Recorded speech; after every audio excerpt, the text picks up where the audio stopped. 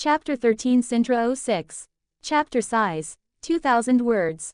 Third person POV. Cintra, Northern Kingdoms. While Madara was the subject of discussion among the royalty of Cintra, Madara had slept a bit in an abandoned place he found. He woke up quite dirty due to his fight from yesterday. I must find new clothes.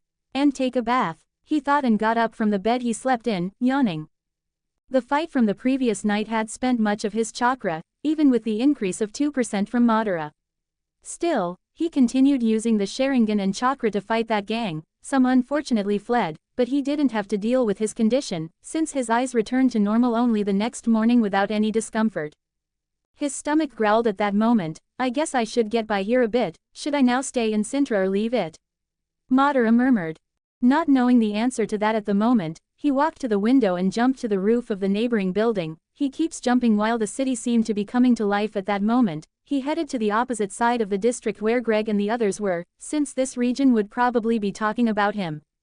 He followed to an area where the houses were prettier and larger, an area where the nobility resided. Due to the higher location of the city, people dressed differently, and Madara ended up circling the area until he found a house where there was a boy his age at the window. Making an ideal target, he waited for the boy to leave the room, before entering through the morning guards unnoticed and invading his room. Madara grabbed a bag from the room and put on less conspicuous clothes of the noble boy for him to wear. How can these nobles wear clothes like this and think they're beautiful? Madara looked at the strange clothes and murmured. He knew that in any medieval society, colors mean beauty. He could see that in the noble's room while there were all kinds of warm colors, but the clothes were exaggerated while they seemed to have balloon sleeves, making Madara discard that type of clothing while looking at the wardrobe. He ended up choosing the most discreet clothes and in black or similar colors with a more common designer like trousers and common shirts. Madara knew these nobles wouldn't miss clothes like that. He knew he was stealing here, but who cared about that? He had to survive. Leaving the place, he found a bathhouse like a sauna. He sneaked into the building again, which was tall and had the possibility of walking on the walls unseen. He passed through the women's bathroom where there were several naked women, and found an empty bathtub. He just threw his bag with new clothes aside and started to finally take off his clothes to clean himself. Thus, a 6-year-old boy took advantage of relaxing in that place while on the other side of the doors people had no idea of Madara's presence. Of course, this did not last long. As soon as he saw movements of people approaching that bathtub, he had to leave while grabbing a clean towel on a bench and jumping onto the roof again. Why is this water so dirty? Gurren, clean this bathtub. A fat man shouted when he saw his favorite bathtub with water a little dirty and seeming to have been used in a short time. Meanwhile, Madara changed his clothes while leaving the bathhouse unseen. He returned to the city and began to walk through the streets with his black eyes and clothes that matched him. What do you want, kid? Madara entered an inn and the man behind the counter looked at him askew, wondering what a boy wanted with him. I'd like to buy my first meal, Madara said, placing a coin on the counter. The man still looked at him suspiciously, while taking the coin to make sure it was real. Strange, a little boy buying a meal on his own. I would say you stole this if you weren't wearing quite expensive clothes, but money is money. But I don't want your parents to come here bothering me later, you hear, kid? He murmured and Madara nodded calmly. The next moment, Madara sat eating his meal, which was a stew, something very welcome after months of eating only what the Cintra forest could provide. He enjoyed his meal for a while until the door opened with some armed guards. They approached the owner. Sarum, how are things? One of the guards spoke. Hello Captain, the usual. Sarum, the innkeeper spoke while seeing the guard nod. He always provided a meal to the city guards and patrols in the morning. This gave a certain protection to his establishment. How are things going? I heard there was a big fire on the other side of the city. Sarum commented, wanting information, as this was another business he took care of here. Yes, we don't know much, since it's the soldiers from the other side of the city who are dealing with it. However, Queen Calanth has issued a search order against a child. Can you believe it? The captain laughed.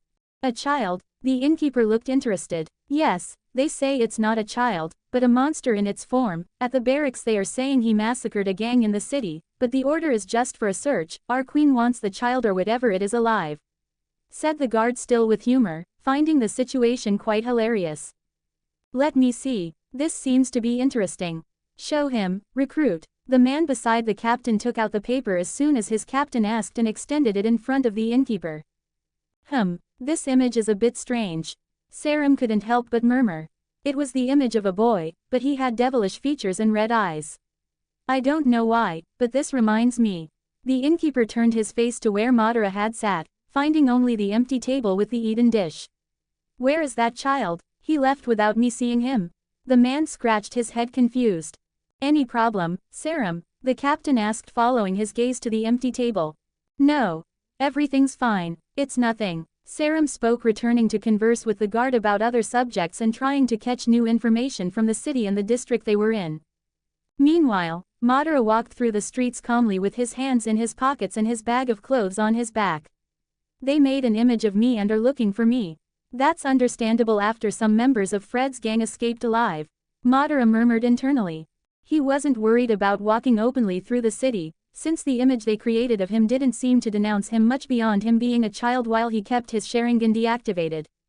His hand went to his pocket, with a single kunai left from his attack. He needed to acquire more and needed a blacksmith for that. In this district, there are only bathhouses, brothels, and inns. He thought, since he was in the richer area of the city, where the nobles were, he went to an alley away from eyes and jumped as soon as he entered on top of the roofs and headed to the south side of the city where there were blacksmiths according to his memories. Arriving at a place after traveling a few kilometers for a few minutes, he arrived on a street full of people working with wood, forges, and handicrafts. He found a dwarf in a workshop with a forge and approached. The dwarf, seeing the brat approaching, let his bad mood show. You're dressed too well for the brats that come looking to learn my trade, but I'll tell you now, I don't take apprentices. Exclaimed the dwarf angrily.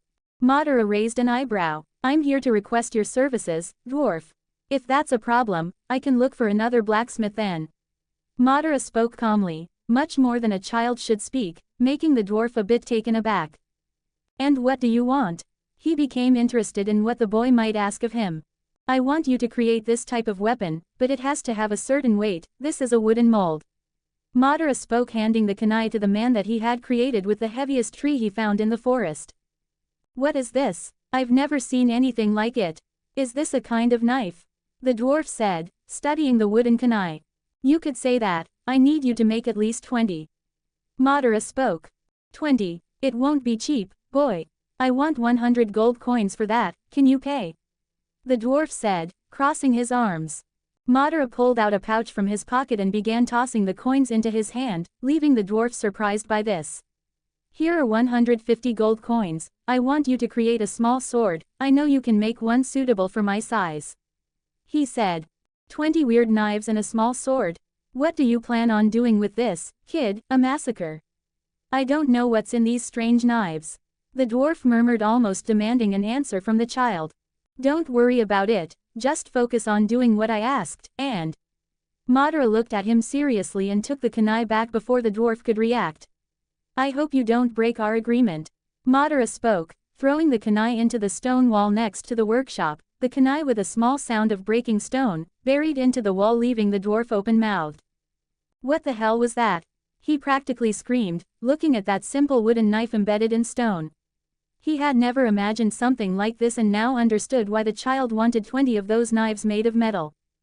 This made him think of the child and a chill ran down his spine, wondering what kind of monster in the form of a child he had just made a deal with. Turning his gaze forward, the boy had disappeared, leaving him even more alarmed.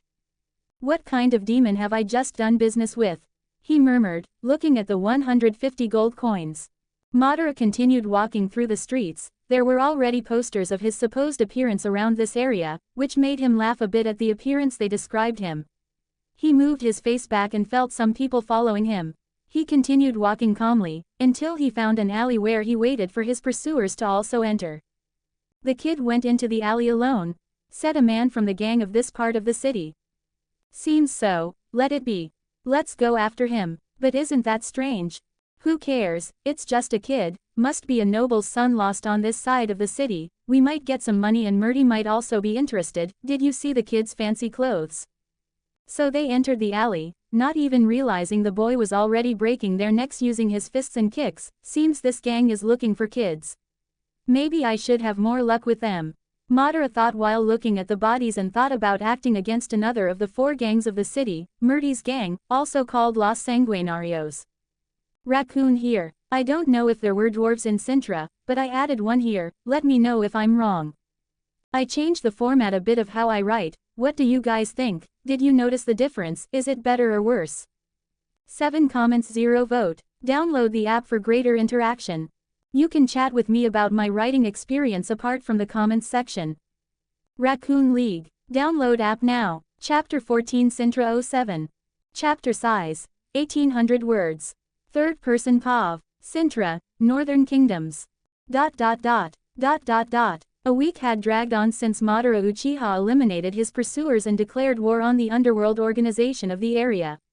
However, he did not make a direct attack. He needed to train his skills with a greater amount of chakra and with the fireball, not wanting to enter a situation like what happened with Greg, since his fire jutsu was more of an all-or-nothing move than him having control of the situation.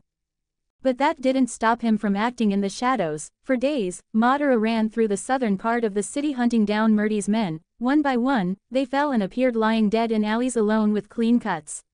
The legend of the boy with red eyes began to grow stronger here, with many attributing the murder cases to the boy on the poster more than anything else in public opinion, making people fearful while they began to draw their curtains earlier than usual.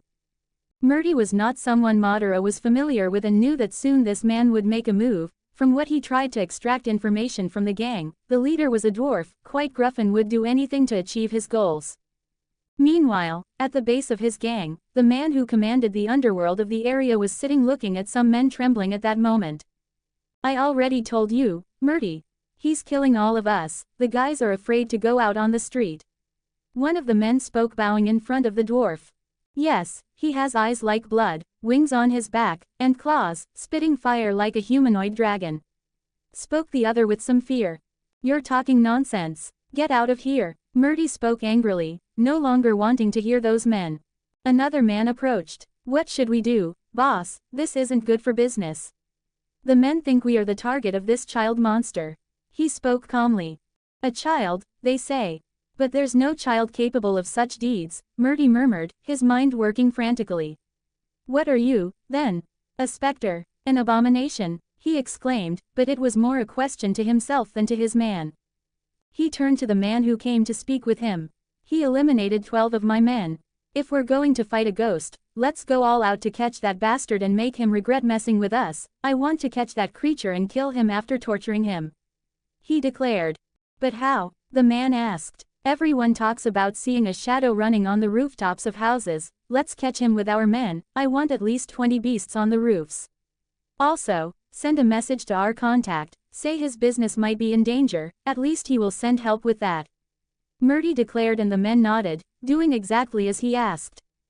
Meanwhile, Madara was training his body in the forests passing through the walls of Cintra without drawing attention. He made one of the abandoned houses his temporary base in the city, but always left to spend time or even days in the forest, training the great fireball jutsu and improving his chakra control. Madara always acted against the gang at night. Madara returned to the city, a ninja among the shadows. He hunted the members of Murty's gang doing illicit or immoral activities. But today was different. He decided to act by going to Murty's base after getting this information from his men in the last few days. As he entered the city during the afternoon, he went towards the blacksmith he had requested his work from. Boy, the dwarf saw him suddenly and spoke cautiously to this odd child. Have you completed the work? Madara asked. Yes, it's here, the man spoke while going behind his forge and grabbing a bag full of metal pieces, which Madara deduced to be his kunais.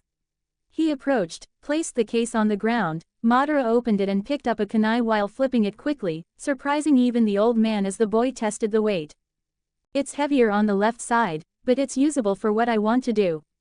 Madara complained softly. The blacksmith heard this and would have been enraged by anyone else, but he was afraid of the child. This boy was strange and in this district, there were murders happening and rumors of a red-eyed monster child. This is good. Madara picked up the short sword and tested it, finding it to be good work, at least passable. With this, I'm off, thank you. I hope to do business with you later. Madara said and started to leave. I hope to never do business with you again. The blacksmith murmured, watching the boy leaving and entering an alley. Madara reached the roof and had a few more hours before dusk. He returned to his current dwelling and started to organize things. He couldn't carry all 20 kunais, but he put 12 in his pockets and stored the rest with his clothes. He strapped his small sword on his back, like Kakashi, and wore an outfit with a cape, looking like an Anbu. He then jumped from the window and returned to the area. As he jumped across the houses of the southern region, he encountered a group of gang members gathered. He advanced to watch them, but noticed something while in the air from one roof to another. The reflection of the fight reflected the metal of an arrowhead pointed at him. He was without his Sharingan, so it took him by surprise. When the arrow flew towards him, he quickly grabbed a kunai and deflected the arrow that flew towards him. He activated his Sharingan and saw the man, but that alerted other men with crossbows already waiting for him at the location, indicating that it was a trap set for him. Madara dodged an arrow that flew by his side and jumped before another bolt embedded in the roof of the house. Dice and arrows flew from all sides as he tried to dodge them all. "We found him. Let's catch this monster. He seems to be dodging our arrows." The men laughed and celebrated while Madara was hiding behind a chimney. He looked at the various men and was in a tight spot. He needed to act. This wasn't what he planned on the night of his attack, but now he had to make do. He quickly started running across the roof, while projectiles flew towards him, but Madara managed to deal with it while dodging one by one. The first men he approached exchanged their mocking laughter for shocked and desperate looks, as Madara was right in front of them. He took out his kunai and started to eliminate them. "What are you doing? Kill the monster. He's getting close. Help, you bastard." The night was filled with desperate screams and curses as Madara eliminated all the archers and men with crossbows. The gang members who stayed below as bait heard everything with fear in their eyes. Suddenly, Madara emerged from the darkness of the night after eliminating all the men on the roof and advanced towards them, even screaming. No one survived in the next seconds. Madara had killed them all. "They almost got me, again," Madara admitted, though he managed to handle the situation. Now as a ninja he felt frustrated when he didn't have total control of the situation. "Anyway, let's go to Murty's base," he said, leaving the bodies behind and going in a direction he had already known in the last few days. He found a descent in a hidden place. There was the entrance to the base. There were 2 guards, but they were already lying on the ground as Madara entered the underground. The place was quite bad for a gang base, and Madara could hear the voices of men talking among themselves in the distance. Jumping onto the ceiling, Madara began to run head down through the base. The guards soon saw a child land on them, but without time to react as he entered into darkness, he continued advancing through the base using his kunais. It didn't take long to enter the main room, where there was the dwarf named Murty and the safe. With a kick to the door, Madara would quickly deal with Murty. As soon as he entered, all the men inside were surprised by the child with red eyes under his cloak staring at them. "It's him. He's here to kill us," shouted a man as he fired his crossbow in fear at Madara. By some luck, the shot was headed directly for the boy's head, but with a quick movement, Madara caught the arrow with one hand before it hit his face, leaving everyone quite shocked. Madara took out his kunais and started to throw all of them at the 7 people in the room. With almost all fallen dead, however, Murty was wounded in the leg. "Ah, you damned monster. You're involved in human trafficking. Who is the final customer?" Madara asked. I will never tell, monster." The dwarf spat. "I'll ask one more time. Who is the man you deliver children to?" Madara asked again. "I don't know. Even if I did, I would never tell," he said. Madara sighed. "All right then," he murmurs, and before the dwarf could react, Madara cut his throat, eliminating the leader. At that moment the door opens. "Boss, we have problems. All our men are dead." The man who just arrived finally noticed Madara surrounded by everyone dead in the room. The man screamed in fear and started running in the opposite direction. This made Madara grab a kunai and throw it at the running man as he fell to the ground dead. "Let's see the safe now," Madara said and opened the place with the key from Murty's clothes. Madara saw a box with at least 1100 gold coins, a great amount. As expected of a dwarf. He smiled as he transferred the gold into the system to gain an additional 1%. System, power peak, 3%.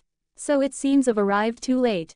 Suddenly a voice appeared behind Madara, leaving him stunned by this, since he hadn't noticed the man.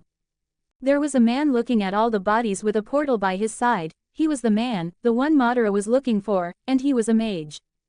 2 comments 0 vote. Chapter 15 Cintra 08. Chapter size, 1800 words. Third person POV, Cintra, Northern Kingdoms. Madara didn't move an inch from his spot. He hadn't noticed the mage behind him until he heard his voice, and neither of them made a move for the next few seconds.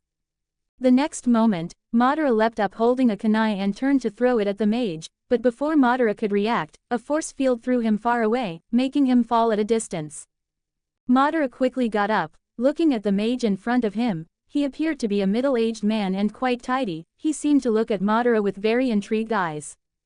"So you're the one they call the monster boy? You look like a normal child, but your eyes, I've never seen anything like it." "How interesting," he commented, maintaining a slight smile. Madara remained silent, making his mind work on some way he could get out of the position because not even he thought he could win against this mage in a direct confrontation. "You're strange at the same time, because I don't feel any chaos energy in you," the mage asked, looking at Madara. Any monster or mage should have this energy, but the boy in front of him was clean of it, almost as if his powers didn't originate from him, as if he was different from everything that exists in this world. "You can breathe fire, I'd like to see that," he said again, waving his hands, sending another telekinetic wave straight at Madara, who tried to escape, but the range was too wide, and it hit him again, making him crash into the wall behind him. "Damn," Madara murmured internally, feeling some of his ribs breaking with the impact. "You really intrigue me, child. I usually use children in my experiments, that's why I make the gangs work for me in exchange for favors and gold. You wiped out 2 of them, which caused me some loss, but I'm sure that when I dissect you completely, I will get great results from your strange body and abilities." The man spoke as he approached Madara. The boy, who was in pain writhing on the floor, suddenly threw a kunai at the mage, who used a shield to stop it. "I've never seen this type of knife. You throw it like the bolt of a crossbow, using just your hands. It's incredible, although I'm not interested in physical fights," he commented, and Madara threw another kunai, hitting his shield. Madara threw a third one, but the mage, thinking the kunai was aimed at him, hit the lantern that was supporting the light in the place, making it fall to the floor while the light in the room dimmed. "Smart," the mage had to admit, but quickly sending another wave of telekinesis at Madara, or where he should have been, for the wave hit the empty wall, no longer finding the boy's body as the shadows reached, hiding his body with the lack of light. Where did he go? For the first time, the mage felt that the situation was no longer under control. He quickly turned around to see the boy hanging from the ceiling making numerous seals, before blowing a large fireball at the mage, leaving him dazed at that moment. Raising the shield, the flames hit it while the mage kept his hands raised to protect himself. "This boy, how can he spit so much fire without chaos energy?" the man murmured, quite intrigued after noticing that the child wasn't using magic. It was something else and had to do with those seals he made before launching the flames. As soon as the flames exploded in the room and stopped, the mage tried to look for the child in the room, but only the flames covered the place. "Damn, I can't lose him," he murmured while looking for Madara, a unique specimen for his current research. He was still guarding the exit of the place, so the boy couldn't leave that flaming place. Suddenly, black objects began flying in his direction again and he raised the shield, but still unable to see the child due to the light in the room. "Are you going to keep hiding, child?" he said, sending a wave of telekinesis to the place where the kunai had come from. It traveled through the fire, knocking down and breaking objects in flames, but he was sure he didn't hit the boy. Another kunai came from his side, and the mage quickly raised the shield making the kunai hit it. He launched another wave of telekinesis, but without success. Another kunai came from the opposite side. "This brat, what is he doing?" the mage murmured, blocking all of Madara's attacks while he was running around the place throwing his kunais. He always ran through the mage's blind spots trying to create an opening. "Do you think this will work?" the mage exclaimed, unleashing his power differently from before, sending a shockwave in all directions, causing everything to fly. Even Madara was hit and fell against one of the walls as the flames spread. "You really thought you could beat me, brat, but no matter, now you are mine." The man spoke with a slight smile, walking through the burning room while approaching the fallen Madara. But something happened. The mage felt dizzy and fell to his knees. Madara stood up at that moment and launched another kunai. The mage quickly made the shield. He was going to send another wave at the child, but Madara was already on top of him, kicking his chest. The man fell backward and launched another wave of energy, but he got dizzy again and sent it late while Madara managed to dodge a bit clumsily because he was injured as well. What? The man was baffled, not understanding what was happening. He was having nausea and dizziness hit him many times, making him look around to find the source. The fire, of course. He said as if it was the most obvious thing in the world. His lungs are not made to breathe carbon gas created by the fire. This began to affect him. During a fire, various dangerous gases can be released, besides carbon dioxide, including carbon monoxide (CO), which is colorless, odorless, and highly toxic, leading to severe effects such as dizziness, confusion, loss of consciousness, and even death by asphyxiation. But why does the boy seem unaffected? The mage questioned himself, observing the young man from afar. For a moment, he thought the boy might possess some form of biological adaptation, a type of special lung that made him resistant to asphyxiation. However, this theory crumbled when he noticed Madara's cheeks, abnormally swollen, a sign that he was deliberately holding his breath. A simple, yet effective strategy, which the mage had regrettably overlooked. He's holding his breath, and I've been breathing this air the whole time. How can I be so foolish? The child had planned this. He knows that to cast my spells, I need to speak the incantation, however brief. The mage murmured internally. He was casting various spells to protect himself from the boy, but the boy was doing this on purpose. Even if it wasn't hurting him, Madara was forcing him to breathe the air with each shield he raised. Madara didn't waste time seeing the weakened mage, launching another kunai. The mage was forced to launch another shield, and Madara launched another kunai right after. The mage tried to raise the shield, but dizziness hit him again, delaying him as the kunai hit him squarely. Ah! The mage screamed in pain with that blade hitting his stomach. Madara ran towards him trying to finish off the mage with his sword, since he had spent all his kunais. I have to kill. The mage shouted and cast another spell in fury. He had underestimated this child and his anger had taken over his mind. He launched another telekinesis in a 360 spin while Madara jumped on him, which threw the boy far away again. This telekinesis blast affected the room even more as the space began to collapse in various corners. Even the exit started to crumble behind the mage. I need to get out of here. The mage, now seeing that he no longer had control of the situation, he had lost control after underestimating this strange child. He had blurred vision and could no longer catch the child, using his last energy reserves to make a portal and leave before he could faint. Madara, seeing this, even more injured and a bit burned even with his natural resistance to fire, picked up a kunai on the ground that had fallen from the confrontation and with effort and pain, he threw the kunai at the mage as he was passing through the portal hitting his foot. He had inhaled carbon dioxide after being thrown the last time and could no longer hold his breath, so when he aimed at the mage's head, his dizziness hit, and hitting his leg when he threw the kunai. The mage seemed to jump as the kunai hit him, but he passed through the portal and it closed, leaving only Madara in the burning room. Cough cough, choking and coughing violently, Madara's hands sought support as he struggled to rise from the ground. I need to get out of here, the exit is blocked. Madara murmured with dizziness hitting him and looking at the collapse while the flames still burned the wood of the place. He quickly turned and headed to the side where there was a vault. He crossed the corridor and found what he was looking for, a hatch that he had seen before going to the vault. He opened it with trembling hands, revealing the dark current of the city's sewer below. The pungent smell hit him immediately, but it was a small price to pay for the chance to escape from that hell. Still coughing and having no other choice, Madara jumped, landing in the dirty water without going into it. Using his last reserves of chakra, he continued running to get out of there as the flames invaded everything in that room.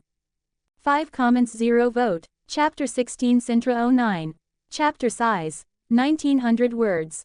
Third person POV. Cintra, Northern Kingdoms. ... I need to find a place to rest. Madara murmured as he limped through the city's sewers. He had fractured several ribs, as seen through his Sharingan, and had dislocated a wrist and his shoulder needed repair. He followed the path until he found an exit through a manhole, climbing up with caution and effort after sustaining so many injuries against that wizard. He lifted the cover and noticed movement above him of people running at that moment. It seemed that a fire had started to affect this side of the city. He waited until a group of soldiers passed by the street he was on and opened the cover, quickly exiting. Then after closing it and seeing more people running in that direction, he hid in an alley. Waiting for more soldiers and inhabitants to pass, he continued his way to get out of that place. entering through the city's alleys, passing by beggars who wondered what was happening, until at a certain moment, he came face to face with a group of soldiers. "You, stop, child," the soldier immediately shouted as soon as he saw Madara walking in his state. Madara slowly positioned himself in a fighting stance. "Captain, he's just an injured street kid," said a soldier next to him. "You know our orders are to report any dark-haired child we see, let's take this child with us," said the man and turned to his men. "Grab him." His men started moving towards Madara, while he quickly prepared to surprise the soldiers. He might have been almost out of chakra or without a sword, but he could certainly escape from a group of soldiers after killing a few. "This is an exaggeration." A new voice emerged behind the soldiers, and a middle-aged man with a staff appeared, walking towards the soldiers who immediately stopped. "Lord Massacre," the captain of the squadron quickly greeted the royal druid. "Hello, Captain, don't hassle just a child, let him go." Massacre spoke calmly to the man. "Yes, sir, you heard him, clear the way and let the boy pass." The soldier gave the order to his squadron, and Madara hesitated a bit before continuing. His wary gaze was on the man who was said to be the druid, while the same studied the boy with a small smile, and Madara saw him even wink at him. After Madara passed the soldiers and there was no incident, he continued his way to the part of the city where he made his base. He had no more trouble getting there and ended up jumping into the abandoned building, making bandages with what he could among his items, and bandaged himself as he had knowledge from his past life, but still feeling a lot of pain. After sleeping, Madara woke up alert, but without moving with someone in that room at that moment. He was a bit frustrated that he was followed, he was sure that he had covered his tracks. "I must admit, this place is full of traps." The person spoke, and Madara recognized the voice from the previous night because it was that druid. Massacre looked admiringly at the lines the boy had placed in the room, nearly invisible. "I know you're awake, and I know you must be frustrated, wondering how I found you. Well, you may fool all the soldiers in this city, but a mage or a wizard knows very well how to deal with this when we use our abilities," he commented, and Madara jumped up, placing his feet on the ceiling, hanging upside down while activating his Sharingan. "Are you here to capture me, wizard?" Madara asked with a tone that he would fight and kill if necessary to escape. "Oh, no, actually, I'm here to talk. It's not every day that we see the monster boy that everyone in the city talks about, even there is a young woman at the castle asking about you every day, so I'm quite curious." He calmly looked around. "But I don't see any monster with wings and claws, what I saw was just an ordinary boy last night and I can still see him, even though he's doing something that defies the laws of physics and that his eyes have changed." "What do you want?" Madara was cautious and his voice remained unfriendly. "Well, I was more curious about you. You as in the descriptions, don't use claws and devour your victims. What I saw was an incredible skill with the blade, better than all the knights of Cintra. You use blade and traps to catch your enemies, despite using moves I've never seen in my life. I saw what you did with the men with crossbows on those roofs last night. You really know how to surprise me. Tell me, are you the result of some herb experiment? Only witches would have skills similar to yours." Massacre commented in a surprisingly friendly tone. "No, if you want an answer, I was born this way, this is the lineage of my family, the Uchiha clan." Madara declared, he would at least say that to this mage, since he got him out of a problem yesterday and he didn't seem to be like the mage Madara fought. "Uchiha clan, interesting, I've never heard of it. I went after your records and your parents also had the Uchiha name. But I didn't find any records of parents before them." The man murmured, knowing that he had researched Madara and even went to the village where Madara's parents had arrived after having the boy, but nobody knew the couple's parents and they never spoke of where they really came from. "Knowing this, do you still plan to capture me, because I don't want to waste time, if you came to fight then I will fight." Madara threatened once more. "No, I'm here just as a curious friend, if you allow me. You don't seem to be a bad person, even though it's shocking to see a boy committing a massacre. I didn't see you attack anyone innocent and I'm curious what could have hurt you so much like last night. I doubt a dwarf leader could do that," he asked, scratching his head. "It was a mage, one that I'm hunting." Madara responded in a neutral tone. "A mage? Why are you hunting him?" Massacre was quite surprised. He saw the remnants of chaos magic at the place where Madara fought against the mage. "The orphanage I lived in was providing children to Fred's gang in that area of the city.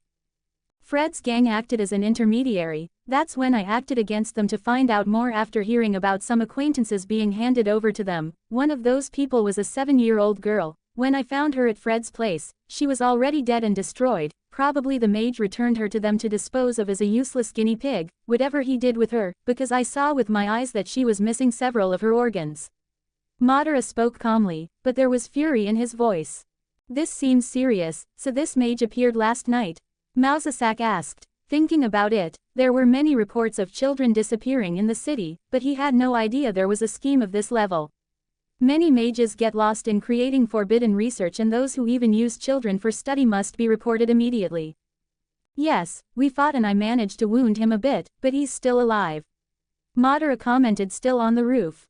I see, you know how to paint. Would you like a picture of the man, if possible? Massacre asked and Madara nodded. He fell again after detaching from the roof and went to an ink and quill with a sheet on the headboard he had stolen from the noble family and began to paint. Massacre stayed in place. Madara was not an artist in his past life, but he was also not bad. Adding his Sharingan that captures everything in perfect detail, helped him make a real image of the middle-aged man he faced yesterday. After finishing, he handed the picture to the druid. Here. This will help a lot. Massacre had to admit how Madara acquired the details. And now, Madara asked, still wanting to know what the man would do with him and the possible child kidnapper now that he has this information. As I said, I'm here for conversation. You haven't committed any serious crime beyond killing some outlaws, and… Massacre looked at the pile of clothes. Stole from some unfortunate nobles, but that can be revealed. However, I have a question. He turned to look at the child still with red eyes. You saved a young girl in the forest a while ago. Did you know she was the princess of this realm? Massacre asked. Yes, it's Cirilla. Madara was honest, seeing no reason to lie about it. You know her then. Tell me, what do you think of her? Massacre asked, wanting to understand about the prophecy that this boy would be linked with Ciri and that he would have power that even the gods would fear. I don't know her, but I know about her future. She will spend half her life running, whether it be beings from other worlds, powerful people from here, and even her own father. Everyone wanting the power of her blood, and even the training she will receive at Kar Morhen won't prepare her completely. Madara shrugged. He had no reason to hide this. Maybe it would make her more prepared with the druid knowing this information. For Massacre, this was a bigger shock than everything combined since he met the boy. This child spoke with confidence and he was not being illogical, which made the druid think about the possibilities of what really could happen. Would you like to come to the palace with me and live there? Massacre immediately asked. If this boy has some destiny connection with Ciri and he knows of this terrible future, he could really help her after talking with the grandmother, which would not be easy, but Massacre would find a way.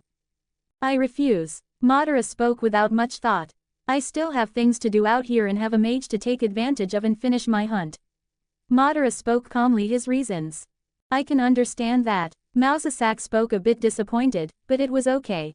I will help you in your hunt. Look for me when I am outside the castle, or I will come here to give you new information. This investigation is also a problem of Cintra. Anyway, do not commit any serious crimes and try to be discreet.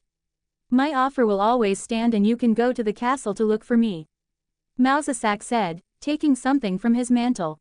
Here is a healing potion, it will speed up your healing quickly. He said, handing the flask to Madara. Madara nodded in thanks and Massacre turned, opening a portal before stepping through it. Child, you must take care of yourself. Anyway, I hope to hear great deeds of you in the future. Goodbye. He spoke and the portal closed the next moment. 3 comments 0 vote. Chapter 17 Cintra 10. Chapter size. 1900 words. Third person POV. Cintra, Northern Kingdoms. ... Mandara picked up the potion and drank it as soon as the wizard had left it, trusting the man after all he had heard. He remained silent for a while, pondering their conversation. What should I do now? I doubt I can destroy another gang to get information without attracting that wizard's attention. He will seek revenge against me, and if I get caught in a trap, things will get pretty bad. Madara thought. He opened the system and had gained 3% of Madara's peak. His chakra was double what it had started at. He gained a substitution jutsu, which is very useful, since if he had mastered it before the fight against the wizard, he could have dealt with the wizard more easily and would not have been hurt so much. I may be Uchiha Madara, but I am still so weak. But I also can't demand too much from myself when I am only nearly 7 years old. Madara murmured, thinking about what to do from now on. I will look for work as a witcher, this will get me a lot of gold coins, I should accumulate another 2,000 coins, and as soon as I improve my strength to 5%, I will resume my hunt against the gangs of this city and that wizard. Madara murmured and went back to rest, seeing that the potion was already taking effect on him. He could be well in the next few hours, and a few hours of sleep would be welcome. In the castle of Cintra, Massacre quietly entered his quarters. He was hanging on to everything he had discussed with the boy, which left him quite intrigued, because just like the wizard, Massacre did not feel chaos in the boy, and the only explanation was the lineage that the boy mentioned. Uchiha clan, wizard kidnapping children, and the future of Ciri. Maybe this is even too much for an old man like me. He murmured, picking up some books and a diary, marking everything he heard, so as not to forget what he witnessed. Uncle Massacre. The door to the office opened, and he did not need to look to know who had entered at that moment, because only one person was so bold as to open the door of a wizard like that, and the little girl with white hair and emerald eyes addressed the man at the desk. I heard that Madara destroyed another gang in the city. Did you go see what happened? Did you find him? The girl asked quickly, as this was the topic of the moment for her. She herself had become attached to the name of Madara since she met him in the forest, curious about the boy and admired by his strange abilities, which brought a certain envy to the little princess. Are you wanting to know more about the boy? Massacre asked. He did not know why the girl had so much interest in Madara, maybe because he saved her, because he is causing a lot of gossip in the city, or because her destiny is really linked. Maybe I'll never know, but certainly Madara did not lie about the future of this girl. Maybe he can help her. He mentioned even that the training of Kar Morhan will help to get rid of all the problems. Which means that Ciri will go there one day, which worries me about this kingdom, since Calanth would never let Ciri go to a witcher school, means that the Nilfgaardian Empire is starting to move in the south. The man was thinking about many things at the moment, even forgetting about the girl in front of him. Massacre. Ciri shouted at him with dissatisfaction. Oh, sorry about that, princess, did you say something? He asked with an apologetic smile. You asked a question and didn't even listen to me. She murmured. Can you repeat? He instructed. Yes. You asked me if I want to know about Madara. Yes, I do want to know. I also want to go around the city taking down gangs like he is doing. Everyone says he is a monster, but he seems more like Geralt. Can you tell him to teach me to be cool too? She asked with her eyes shining in hope. Ha ha ha, if only I had success in that. The man spoke, thinking that Madara was different from anything he had seen and did not know if he could pass his abilities to anyone else in this world, not being his lineage. But I spoke with him, he's a curious fellow, indeed. He commented in good humor. Really? Was he nice to you? Did you fight? Did he say how he defeated the gangs? Will he come here? The girl got excited as always and asked several questions. Easy there, princess. We had a little chat, but there's nothing I can tell you before I speak with your grandmother, he said with a smile before the princess pouted in dissatisfaction. But I did invite him here, maybe one day he'll accept, we'll see, he said and started to get up. I might try to put in a good word for him to come here, but you must promise me that you'll dedicate yourself more to your studies, how about that? He proposed, and she quickly agreed to the idea. Well, now I'm off to see your grandmother, she too needs answers, Massacre said and left the room with the princess before heading to the throne room where the queen was already waiting. He entered and after greeting her, spoke with the queen, though he already imagined she would be skeptical about most things he heard. What do you plan to do? She asked him. I'm going to investigate the disappearance of the children and check out the Madara orphanage. See if what he said is real and start looking into the matter in the city's ceremonial groups as well, he said. And the boy, will he be all right on his own after everything he's done? She asked. You should have brought the boy by force, wanted to see if everything they say about him is real, Eistrersich commented beside her in a playful tone. Calanth sighed with her current husband and waited for Massacre to speak. I don't think the boy poses a danger to the kingdom, and what he said proved to be true, seeing the place where he fought against the mage. It's not worth becoming his enemy. He could be a good ally and even a good protector if I can convince him to come to the castle to be a knight's apprentice or even my apprentice, depending on how we see his real abilities, Massacre said, and Calanth looked at him for a while before speaking again. The lineage you mentioned, are you looking into that? She raised another issue. Yes, I'm investigating further, knew his parents were Uchiha, but never heard anything about this Uchiha clan. I'm researching to learn more about this name and its origin, Massacre said. I'll trust your judgment, but I want his movements in the city to be monitored. I want to know everything he does in this city, she said, and Massacre nodded before leaving the room. While all this was happening, thousands of kilometers away, a certain witcher entered an inn, where he found an old acquaintance. Geralt. The bard recognized the witcher immediately. Dandelion, Geralt murmured, looking at his friend. Ha ha ha ha, look everyone, he announced, pointing to his friend, and the whole inn turned to look at Geralt, who didn't quite appreciate the attention he was receiving at that moment. Ladies and gentlemen, this is Geralt of Rivia, the witcher I saved a while ago from a great danger.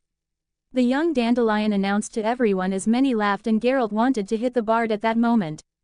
He endured as Dandelion recounted the tale where a bard saved a witcher's life from bandits using only his lute to beat all the wrongdoers. Who believes these things? Geralt murmured in dissatisfaction.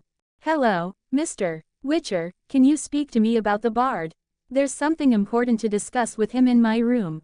The woman who worked there asked, and Geralt said a dry, sure, while almost rolling his eyes despite being an inexpressive witcher.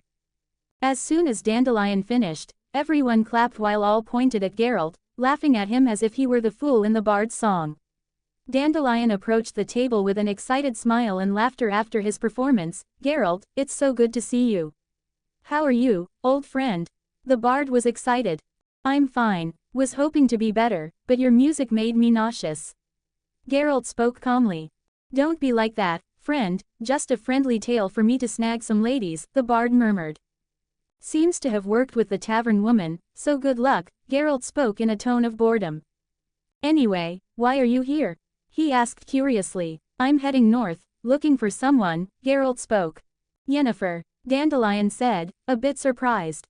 Yes, her. I need to talk to her, Geralt commented. Why do I always think something bad is going to happen to you every time you meet her? Dandelion murmured. It doesn't matter, now I need some advice, said Geralt, his voice carrying a rare seriousness. I've returned from Cintra with many things I've gone through and witnessed. I need answers, maybe she can help me. The words were more than just a simple outpouring. The matter of Cirilla was just the tip of the iceberg. The presence of Madara and the vision of a future shaped by his power left the Witcher a bit worried. After a night of rest at the inn, where Geralt ended up drinking a bit with his friend before he went to the room of that woman. At dawn, he prepared for the journey to continue heading north after the sorceress, while he was in the stable arranging things on his horse. Wait, Geralt, let me come with you. Dandelion appeared putting on pants while fixing his lute on his back. Let me guess, you slept with a married woman again. Geralt raised an eyebrow while his tone was neutral. You think too little of me, friend. Of course, I don't do those things. Dandelion seemed offended. Where is that bard? A booming voice came from inside the tavern. I think it's better we leave now. Dandelion spoke with a hurried tone while Geralt just shook his head. Thus, Dandelion grabbed a horse and followed Geralt out of the town. Geralt pondered where to start his search. Vengerberg, his hometown, was a possibility, but Yennefer rarely stayed in one place for long. Another option was the court of some king or queen, where her counsel was always valued. However, Geralt knew that to find Yennefer, he would need to look beyond obvious places. 3 comments 0 vote. Chapter 18 Cintra 11. Chapter size, 2,000 words. Third person Pav. Cintra, Northern Kingdoms. ... 2 days had passed since the meeting with the royal mage. Madara woke up feeling somewhat better from his injuries. He felt the potion the druid was making take effect. After seeing he was well, he decided to go out for the first time after the chaos he had caused. He jumped out of the window of the place and went for a walk in the city after removing his bandages. Madara needed to raise money again, but without causing all that chaos or drawing too much attention. As he walked through the city in noble, yet not too flashy clothes, almost no one noticed him, seeing him as just a child. And he continued to walk until he reached a square in that district. Cintra remained the same, with people walking and guards patrolling. Upon reaching the square, he went to a large board of announcements and services in the middle of the square. In this world, it's common to have such places for people to advertise their things, especially for those seeking solutions to their problems and those wanting to earn some money by solving others' problems.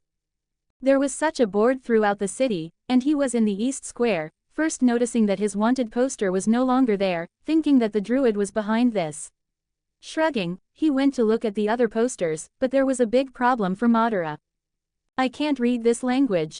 Like any child from an orphanage, he was not literate. He even knew 3 languages from his past life like English, Spanish, and German, but in this world, that was quite useless. Maybe I should accept the mage's invitation to get educated in the castle. He murmured, but would think about it later. He looked at the sheets pinned to the board. Despite not being able to read them, he knew he might find something interesting with the drawings, since requests for monsters usually had a drawing of the creature. He unknowingly passed by a poster about a lost dog, another poster about house swapping, the sale of a residence, some requests for food aid. There was all sorts of things there, but something caught Madara's attention in the last posters. There were rewards for missing children in the hunt for some monsters.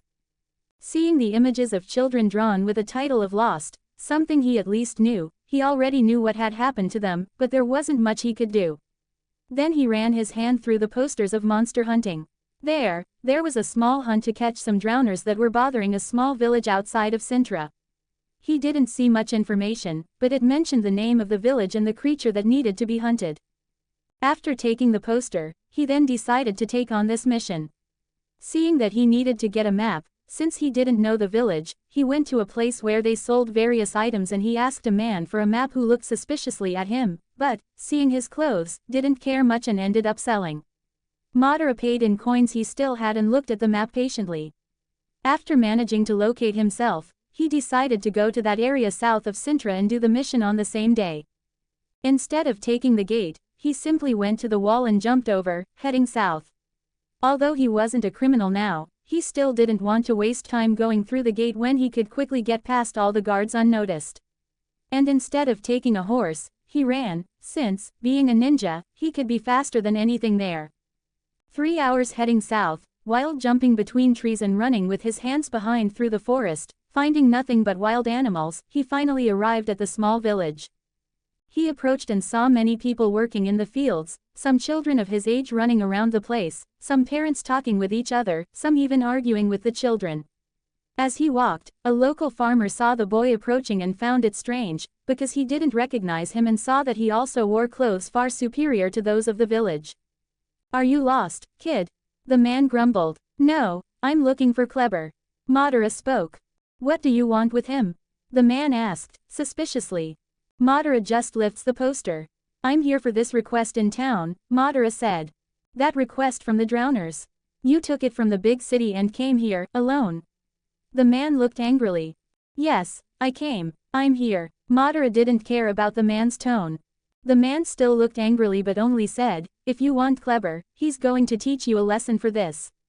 So, he's there in the biggest hut, but get ready because you're going to suffer his wrath, kid." The man spoke, letting Kleber deal with a child who took the poster that the village gathered to pay for. Madara shrugged, already knowing how some people in this world acted. He walked up to the hut and knocked on the door. An old man opened it, looking a bit surprised. "Who are you, child? I don't know you," he asked. "I'm Madara Uchiha, I'm here for the job." He showed the paper to the old man. The old man looked even more surprised. "This is a paper that I requested in the capital," he said, since with his isolated village and he didn't know how to write. So, usually villages like this, when they look for a solution to problems they can't solve, go to the city where a paid scribe makes a poster for them to put on the notice board. Although it was just a request, it was already money spent, and seeing it in the hands of the boy who appeared in front of him made him think that this brat just ripped off his money. Immediately, he became enraged, since his poster was taken from the city and brought by a child. He expected to see some adult around, so he still asked, "You came to do the job?" "This is a job for Witcher. Are you with him?" he asked. Madara sighed a bit, already knowing that this was not going to end well. So, he had no choice but to close his eyes and open them while his Sharingan activated. "I am a Witcher," he spoke calmly, leaving the man quite surprised, even stumbling backwards seeing the boy's eyes change color. What are you?" he still asks. Don't you know that witchers don't have different colors in their eyes? I am one. Madara spoke again, making the man now believe that the one he was talking to was not a child, not with that tone of voice and crimson eyes. However, his world logic still made him not believe his eyes. But you're just a child. I've never heard of a witcher being a child, he murmured, but with some fear. Yes, I'm one of the few to survive the transformation, Madara lied, just to get the job done and gather information faster. Alright, little witcher, I will tell you about the job. There's a group of drowners that drove all the fishermen from the village near the lake. We need to get rid of them since it's decreasing the village's food supply. We need the fish from the lake too. Can you do this, even being a child? He asked. Yes, that's no problem. Just tell me the location and I will go, Madara spoke. The man started to tell the direction and the location. Madara nodded, listening silently. Then, as soon as the conversation ended, he said he would head to the location. The man just saw the child off, still quite surprised, hoping he would finish the job too, even being a child. A man came up to his side. Did you see that child, Kleber? He ripped off our poster. I hope you taught that brat a lesson. Are you crazy? Didn't you see that child was a witcher? Kleber said. A witcher? Are you kidding me? It was just a kid, albeit a rich one, just because I don't know how he ended up here. The child went to the lake. He told me he was a witcher, and I saw his eyes. Those were not normal eyes. I've never seen anything like it. I didn't even know witcher could change their eyes like that, from one moment to the next. So, they might even disguise themselves as us, humans, the man murmured as Madara disappeared into the forest. Madara continues walking through the forest until he came out of life and started jumping between the trees. It didn't take long, just about 10 minutes, to reach the lake. He landed on top of a huge rock, looking around and searching for the description of the place that Kleber had talked about. Finally seeing the place, he approached. It didn't take long to see creatures running around the beach, walking corpses. Like any blue necrophage, there were at least about 12 of them and a nest. I hate this smell, Madara complained, already feeling the stench. The task was simple for him, just to eliminate a group of them and destroy the nest. It didn't take long for him to appear in front of them and, without weapons, since he had spent them all against the witcher, he would do the job just using jutsus. So, as the drowners were surprised by Madara jumping right in front of them, the boy quickly began to make a set of seals. Puffing his cheeks, he blew his fireball jutsu, which covered most of the drowners, at least 7 out of the 12. The creatures immediately suffered from the flames, resorting to the water immediately to try to alleviate the burns and fire, but most had already fallen to the ground dead. The remaining creatures advanced on Madara, but he, once again, made a set with the seal and fired several fireballs in a smaller area to hit the last drowners. Immediately, the place was filled with the roars of pain of these creatures while all fell dead on the ground one by one. Quick, Madara sighed, seeing that there were no more of them alive and went to the nest, where he spat out more fire, destroying it. He took a spare sword and started cutting the necks of the burned creatures, but he didn't return immediately to the village, since his job was very quick and probably they would complain, already knowing this world, saying that his work was too easy and he shouldn't be paid the full amount. Madara spent 2 days training until he returned to the village. He came with a stinking bag, surprising many residents with how a child walked with that kind of thing. He arrived at Kleber's house and started throwing all the drowned heads on the ground, making the man sigh and also cover his nose. What a stench, he exclaimed, looking at those things, but he nodded, giving Madara 50 gold coins. The poster said it was 70, Madara murmured, looking at the man, but Kleber just shook his head. That's all we have, we can't do anything, he said, and Madara sighed, since he couldn't just hurt and kill people from a village over 20 gold coins. So, he let it pass. 50 gold coins was better than nothing. I'm sure this will happen more times, he murmured after putting another 50 coins in the system. After that, he walked out of the village, heading north where the capital was, but he didn't go straight to the city. He wanted to train the substitution jutsu, since it would be quite useful in the future. 4 comments 0 vote. Chapter 19 Cintra 12. Chapter size, 1800 words. Third person POV. Cintra, Northern Kingdoms. ... Madara continued training over the next 2 weeks, honing his jutsus and undertaking a task to find a boy in another small village. However, the boy was already dead. At least he killed the monster responsible and received another part of the reward they had agreed upon, which frustrated him again. But being unable to do anything about it at that moment, he just accepted it. However, as soon as he returned to Cintra, there was a letter on his bed, which caught his attention, but he couldn't read. However, as soon as he touched the letter, it glowed. A portal appeared in its place instantly, and the royal druid emerged from it with a smile. "Hello, Madara," Massacre greeted him. "You," Madara murmured. "Come on, you can call me Uncle Massacre," he suggested calmly. Madara didn't respond, just looked at him while raising an eyebrow, wondering why this man wanted to get close to him. "Well, I know you've been doing some work in some villages near the kingdom," he began.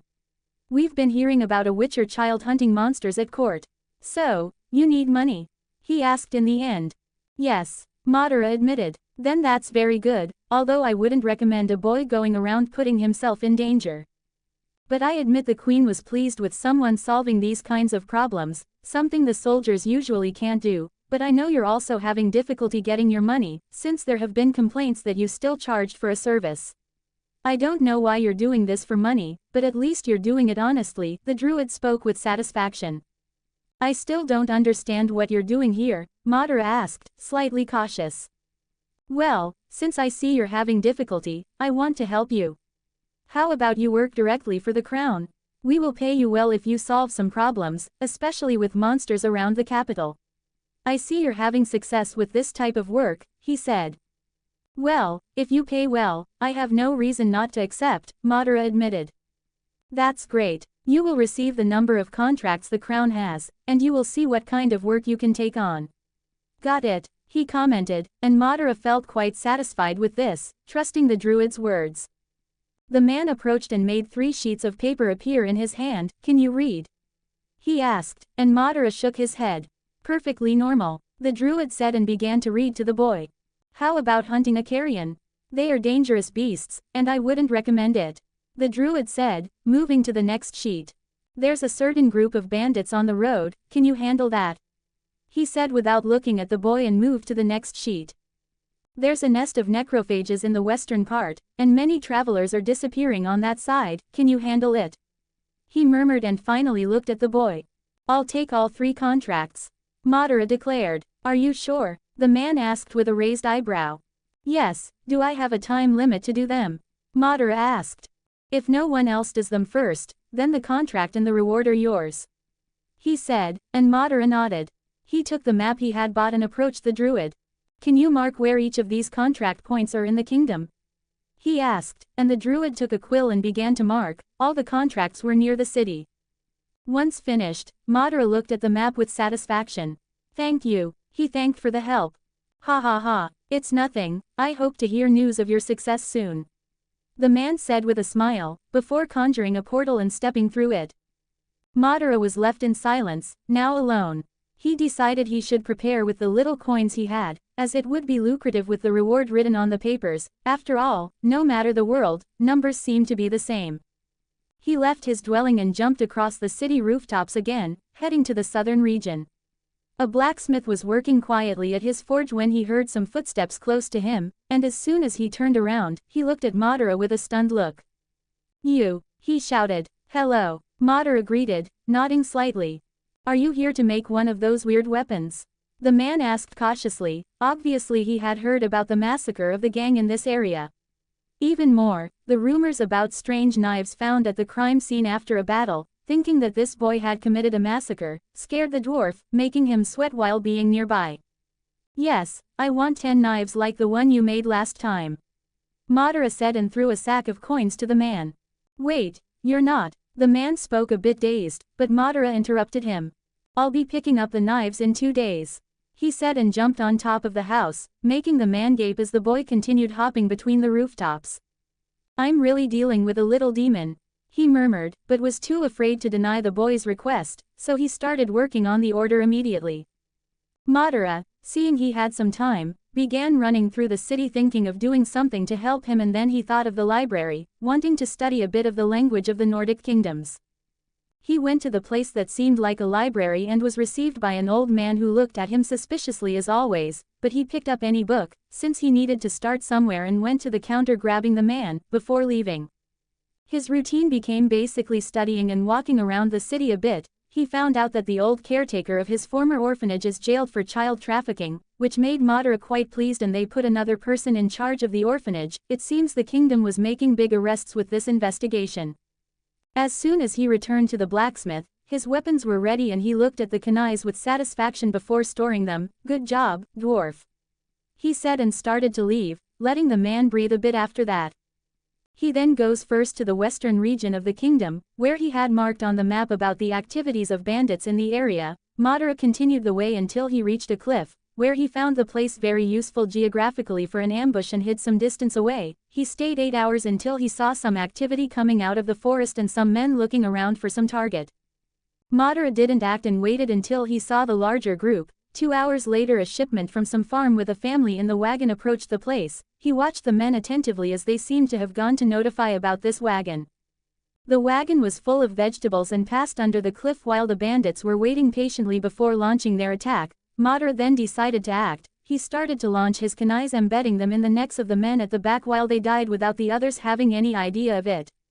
He jumped high from his tree and grabbed his sword, then started to reap the men one by one. What? The only thing they could do was shout before being cut down by Madara's blade. He was stronger, so reaping a group of 6 men without them even being able to act was quite easy for the Uchiha. The wagon heard some shouts and stopped immediately, looking up while the man grabbed a farming tool, afraid of being ambushed. However, nothing emerged from above.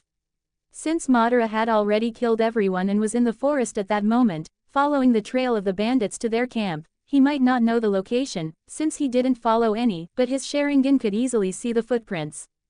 It didn't take long for him to come across a camp with more 20 men doing their usual things. There were other hostages on the site and Madara side. He continued with his Sharingan as he landed in front of the place and began to walk.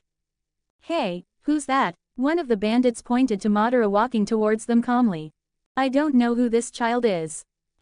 Look at his eyes. They're red. He's a monster." Another shouted. "A monster. Let me finish him off," said a bandit, grabbing a bow and aiming at Madara. The boy didn't even need to look at him before moving his arm to cut the arrow coming his way, leaving everyone stunned, but Madara decided to act at that moment. The hostages at the site, especially women, were frightened when they saw their captors being massacred by a boy wielding a sword, as he reaped all the men in the camp. Shortly after, everyone was dead.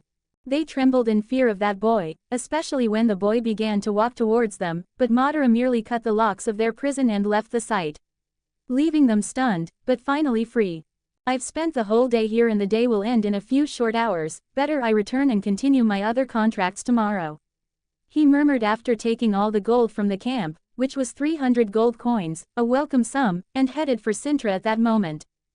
He knew those women would tell what happened after they reached the roads and the wizard would know it was him, so he entered the city and continued jumping over the buildings until he reached the eastern part where he lived. However, before he entered, he felt there was someone there, and with his Sharingan, he could see a small person there. He landed passing through the window and startling the person, for he knew it wasn't the wizard. The person looked at him cautiously and he saw for the first time it was a little girl, not just any little girl, it was Cirilla, the princess of this kingdom. Now what she was doing there was a big mystery and it was a bit disconcerting as she looked at him with a certain sparkle in her eye. "It's you," she said, pointing at him. "I knew I would find you, I knew." She celebrated while Madara just raised an eyebrow wondering what she was talking about. Raccoon here. We'll have Cirilla's point of view in the next chapter. 1 comments 0 vote. Chapter 20 Cintra 13. Chapter size, 2000 words. Third person POV. Cintra, Northern Kingdoms. ... There were flames burning all over the place. The smell of burnt flesh was strong in the air, while the smoke from the fires almost took over the blue sky. There were bodies everywhere, large holes in the ground made by very powerful impacts. There were boats in the middle of the place amidst the melting ice against the fire, even though this ice was in the middle of this land that seemed all arid. This ice isn't natural. This was Cirilla's first thought, walking through the place while looking around. She was walking in a sea of corpses. There were all kinds of people there, monsters, humans, dwarves, and elves, even some elves in side armor with a sinister appearance with ice on it. What happened here? Cirilla wondered. She strangely wasn't scared, even seeing numerous dead people. As she walked, she had no choice but to continue through the flames and corpses as she moved forward to try to get out of the place, since she simply appeared in the middle of that battlefield. What is this? Cirilla murmured to herself, her attention captured by a peculiar glimpse on the horizon. Among the dense curtain of smoke rising from the devastating fires, a pulsating blue light caught her attention, like a solitary beacon shining through the fog of a fierce storm. Intrigued and driven by an uncontrollable curiosity, she decided to head towards that mysterious brightness that seemed to defy the chaos around her.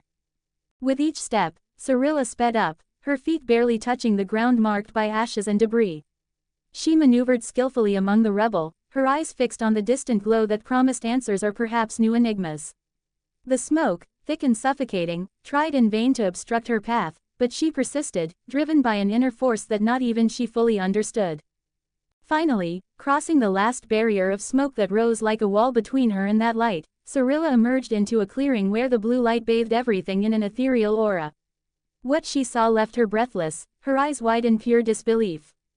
This, Cirilla exclaimed internally, as she felt like an ant now. In front of her, with her insignificant size against that thing, there was a giant so tall that not even the castle of Cintra could reach his knee, a blue giant taller than a mountain, and Cirilla looked up with a pain in her neck, while she was close to his feet. What is this blue giant?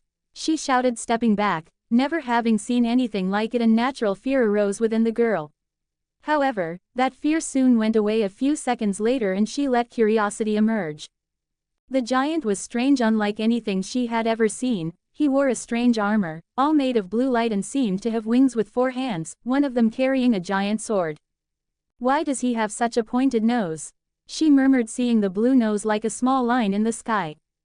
As she continued to ponder and study the giant, suddenly she felt a tremor and saw that the giant was starting to move.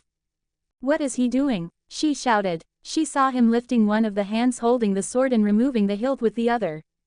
As soon as he removed a part of the sword slowly, he pulled it with force and she saw the entire terrain explode to that side. She should have flown with the explosion, but her body did not seem to follow the rules of physics as the debris passed by her, and she watched with dazed eyes the devastation in front of her, even moving 2 mountains on the horizon as the giant's attack destroyed everything.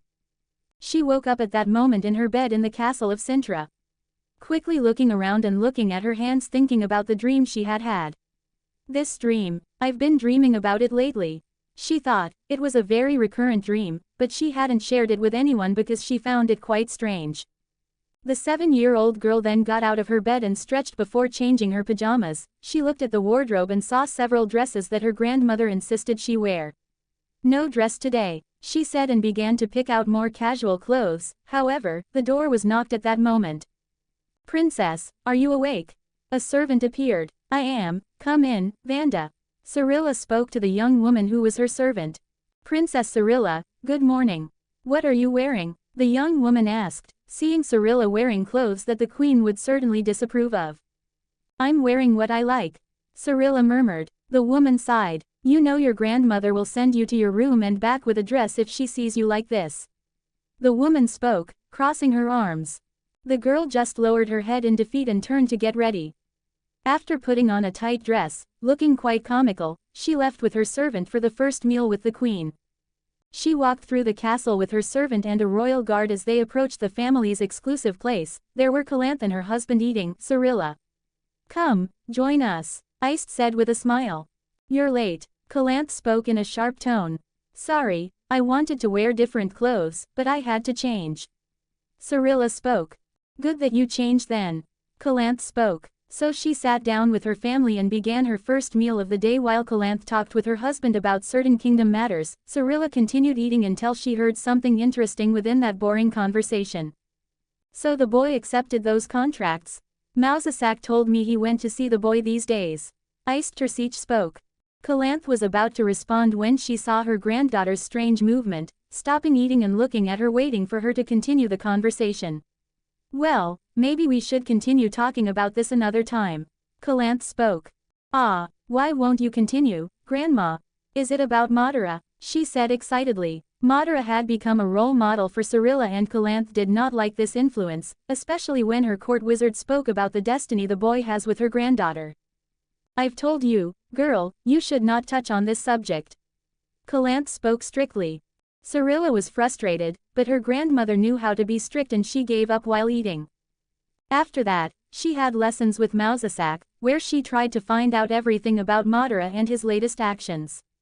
On this day, she found out that Madara was working for the royalty, doing some jobs like Geralt would do as a witcher, something that Cirilla was fascinated by. Maybe he could use my help, she murmured, believing she could be useful. Since Geralt didn't want to take her to Kaer Morhen, Madara could become her partner as they hunt monsters. She had the idea to run away from the castle. Massacre was one of the few who could catch her escaping, but he had gone out in the afternoon to see this business of disappearing children that Cirilla heard about and would use one of the castle's secret entrances that she knew to get into the city. It didn't take long to say she was ill and would be staying in bed to her servant. Then she put on ordinary clothes looking like a boy after hiding her platinum hair with a cloak and leaving through a secret entrance in her room. She passed through the dark corridors of the castle until finally exiting onto the street through a hidden manhole. She quickly followed through the city after closing the place and walking through Cintra. It wasn't the first time she had done this, but it would certainly be going further than she had ever gone, leaving the vicinity of the royal castle and entering the city center. Where can I find him?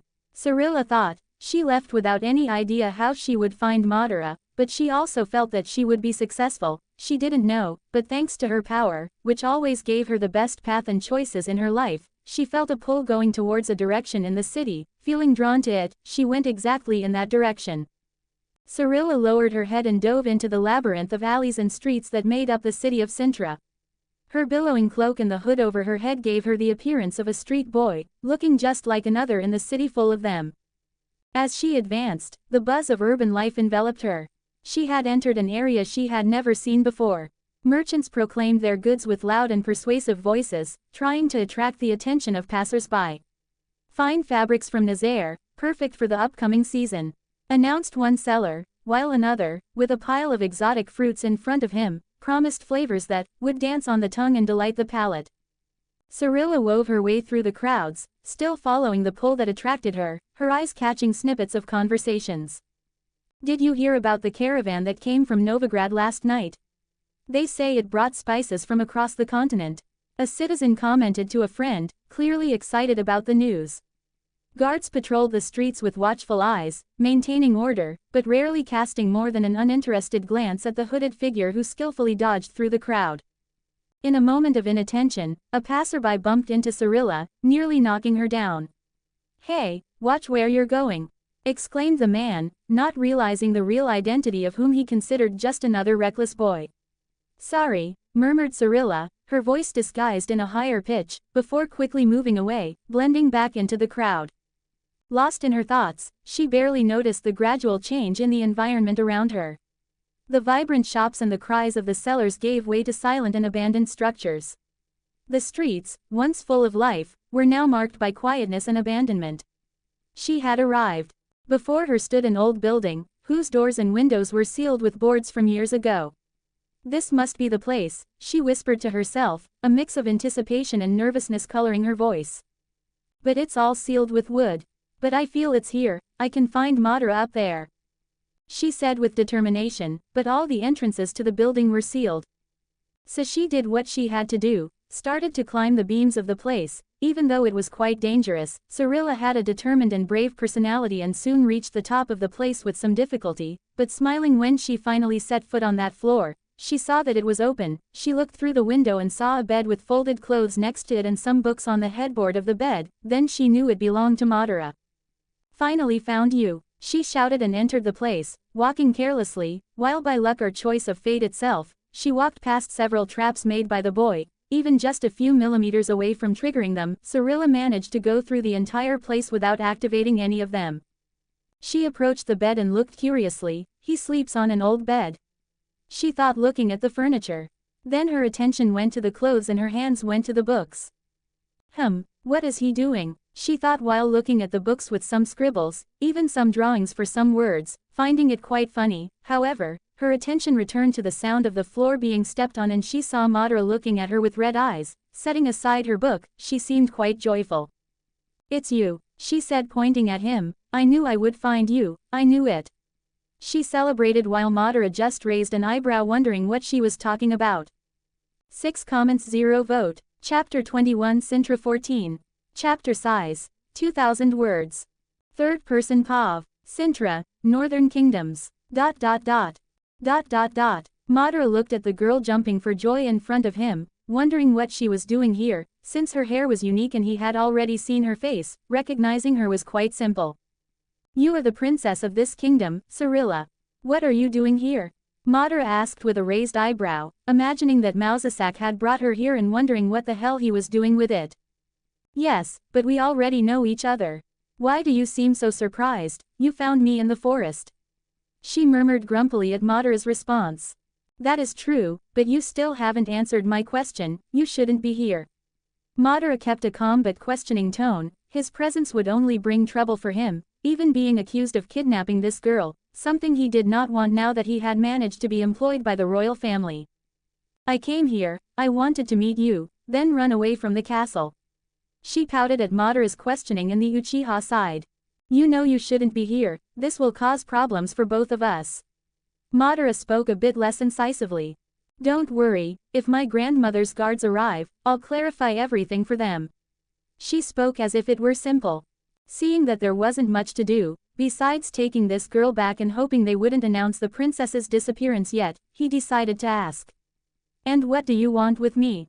He knew Cirilla from the future, but that was in a game. As a real person it was a more complex thing than a line of programming code, although she was quite similar when he categorizes her as an energetic, stubborn, and a bit spoiled girl. Cirilla smiled while still holding the book in her hand. "I want you to train me. I want to be like you," she said, hoping for a yes. "No," Madara shrugged at the little girl. "What? Why?" She seemed shocked at his refusal. "Because I don't want to, and even if I wanted to, it wouldn't be possible." Madara responded, shrugging again. "Wait, you must teach me." "No." "Why?" she insisted, seemingly not believing Madara's words, while she took steps closer to Madara. However, she stepped on a line and before she could realize, triggered a trap that launched 2 kunais from the wall. "What?" She was startled by that, feeling the danger with the power of her blood, but the next moment a shadow caught and grabbed her while Madara used his body to cushion the fall. "You," Madara said frustrated while hugging the girl who could have died at that moment. She became aware of being on the ground and looked up to see Madara close to her. Becoming a bit embarrassed by it, Madara released her from his arms as he stood up and she did the same. "What are you thinking? This room is full of traps, how did you get past all of them without triggering any?" Madara frowned. "I don't know," she murmured, since for her, she entered the room without imagining any danger. "Anyway, let's go back to the castle," he said. Cirilla alarmed at this. "Wait, I would like to talk, can't you really train me?" she said once again, making Madara roll his eyes. She even deactivated the Sharingan at that moment. "Amazing, your eyes change color, it looks so cool," she said analyzing him. "You already know my answer, you are a princess, you don't have to learn anything from me," he said, already preparing to take her. "Yes, I do, you can teach me, I can teach you too," she exclaimed. "I doubt you can teach me anything, now let's go before the guards start to invade my home," he said and she moved away from him. "No, if you take me, I will come back," she exclaimed stubbornly. "Why are you so insistent?" Madara murmured, already losing his patience. "I said I can teach you," she said. "What can you teach me?" Madara crossed his arms in demand. "I saw your book, full of scribbles, you can't read, so I can teach you," she spoke confidently. Madara looked at her in silence for a while. "Why do you think I can't read?" Madara asked calmly, even though deep down the girl was right. "Do you know what you're reading here?" she exclaimed, lifting the book while holding back laughter by biting her lip. Madara remained silent with a poker face as a ninja should have. After all, he was not Naruto. Ciri, sporting a mischievous smile, began to read the book and its synopsis on the cover. Dancing with Dragons. Etiquette and Protocol, a guide on how to behave in the presence of dragons, including how to greet them, dance with them at formal events, and most importantly, how to avoid being accidentally burned. She was laughing by the end and looked at Madara with similarly amused eyes. Tell me, Madara, why do you want to dance with dragons? Ha ha ha ha ha ha. Quote. Madara remained silent with his arms crossed, but a slight touch of embarrassment hit his face, though he didn't show much. That's why the book was so strange and the words were so hard to decipher. He murmured internally and remembered another event. That's also why the person who sold the book looked at me weirdly too. Ha ha ha ha ha ha. Ciri continued laughing at Madara. Look at this book. She picked up another book from the pile that Madara bought.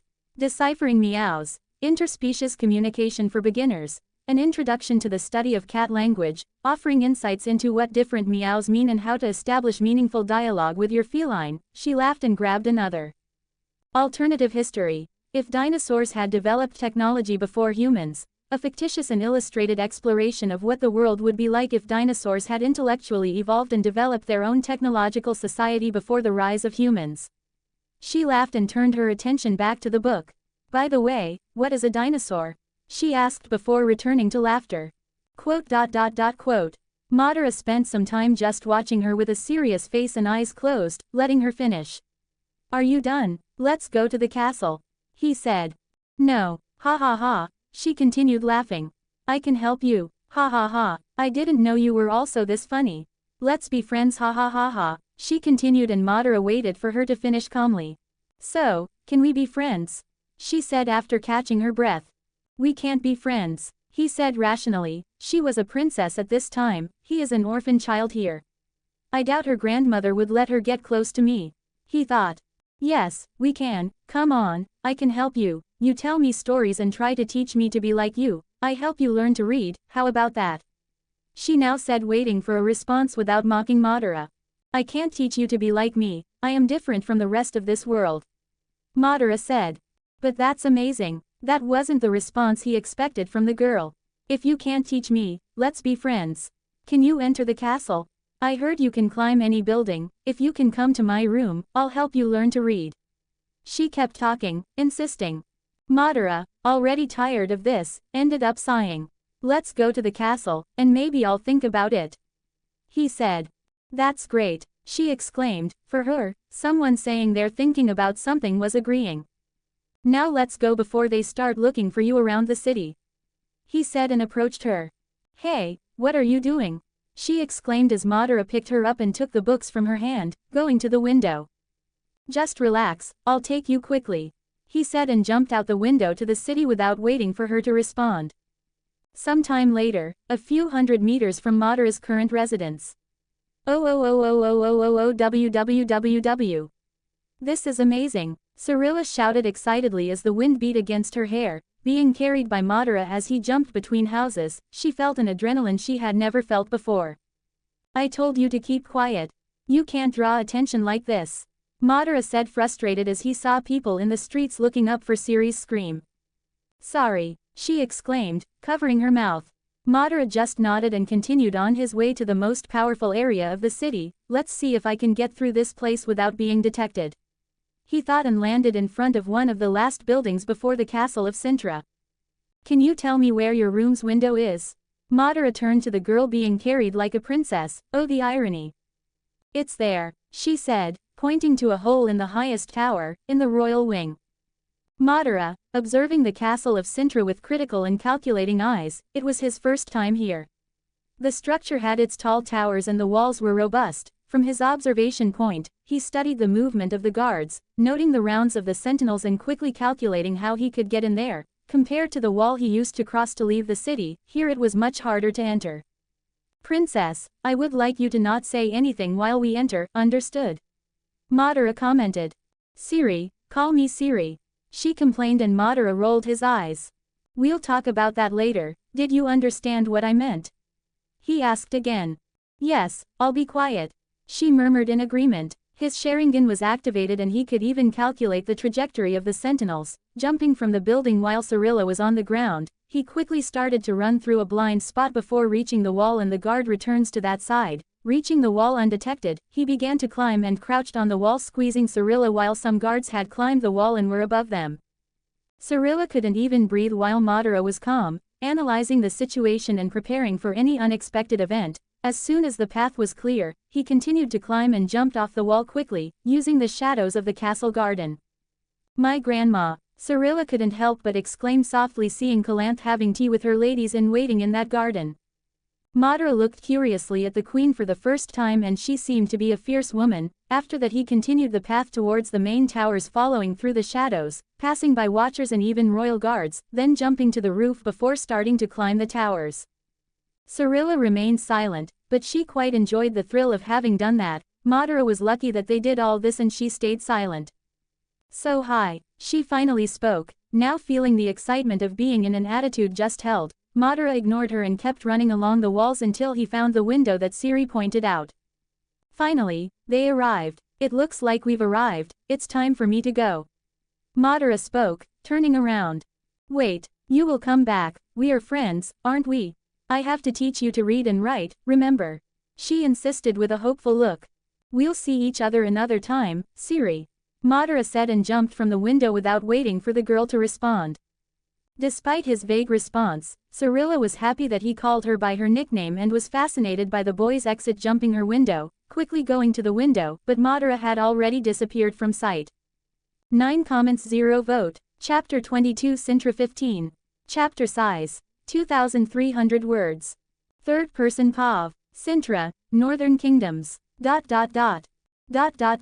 Madara had leapt from Cirilla's room and quickly touched the walls with his feet as he descended, running backwards towards the back of the castle at high speed.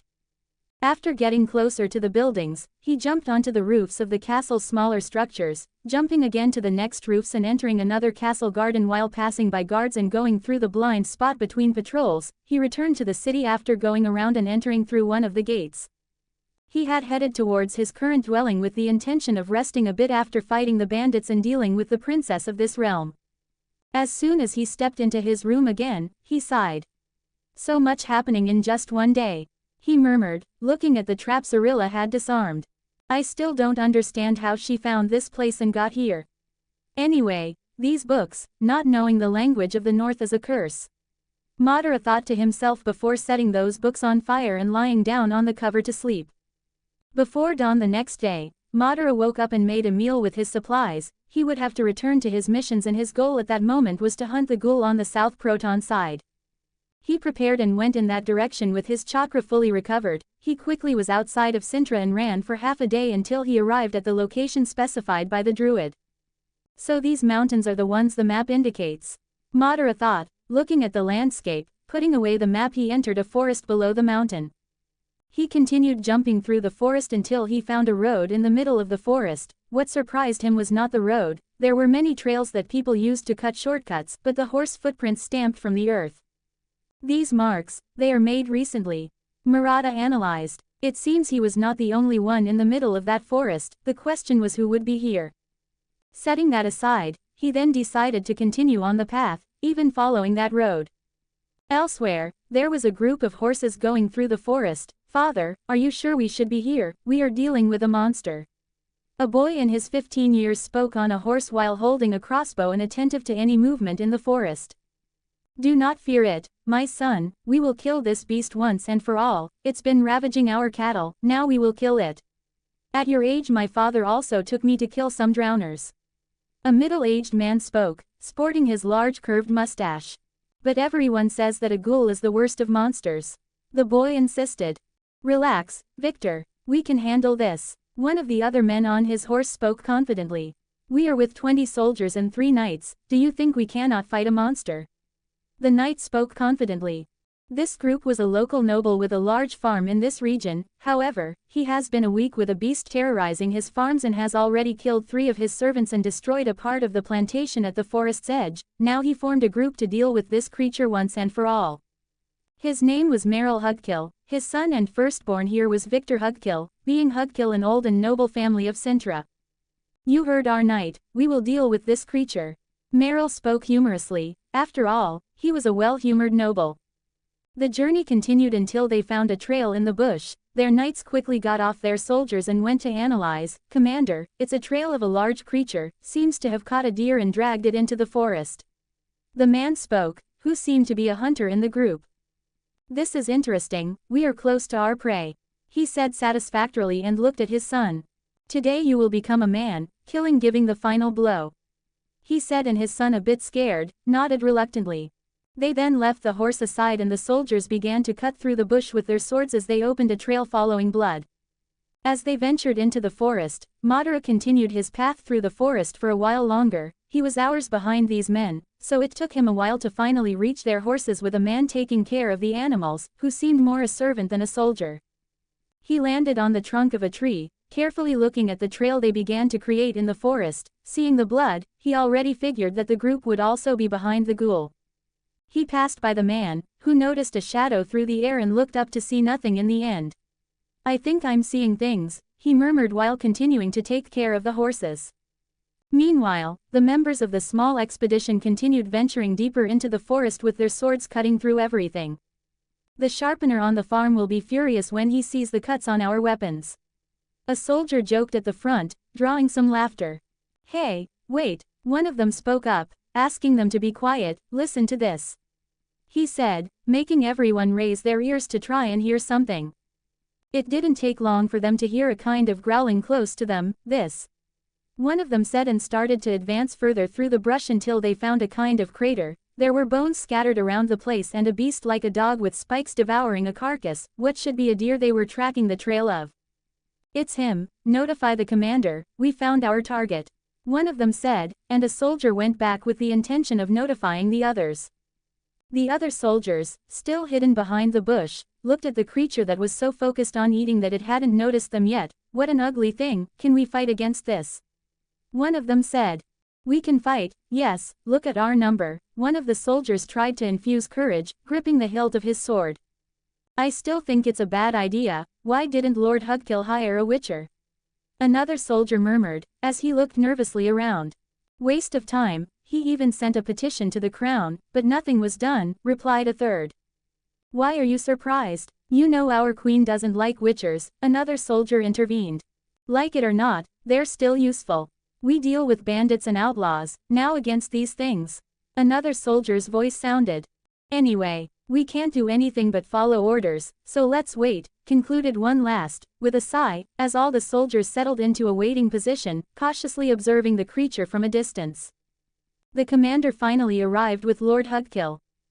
Seems like we finally found our animal. How ugly it is, but we will finish this thing by the end of the day and take its carcass as a trophy. I'll show my noble colleagues what the Huggill family can do," Meryl said with some joy and looked at his son. "What's that face, boy?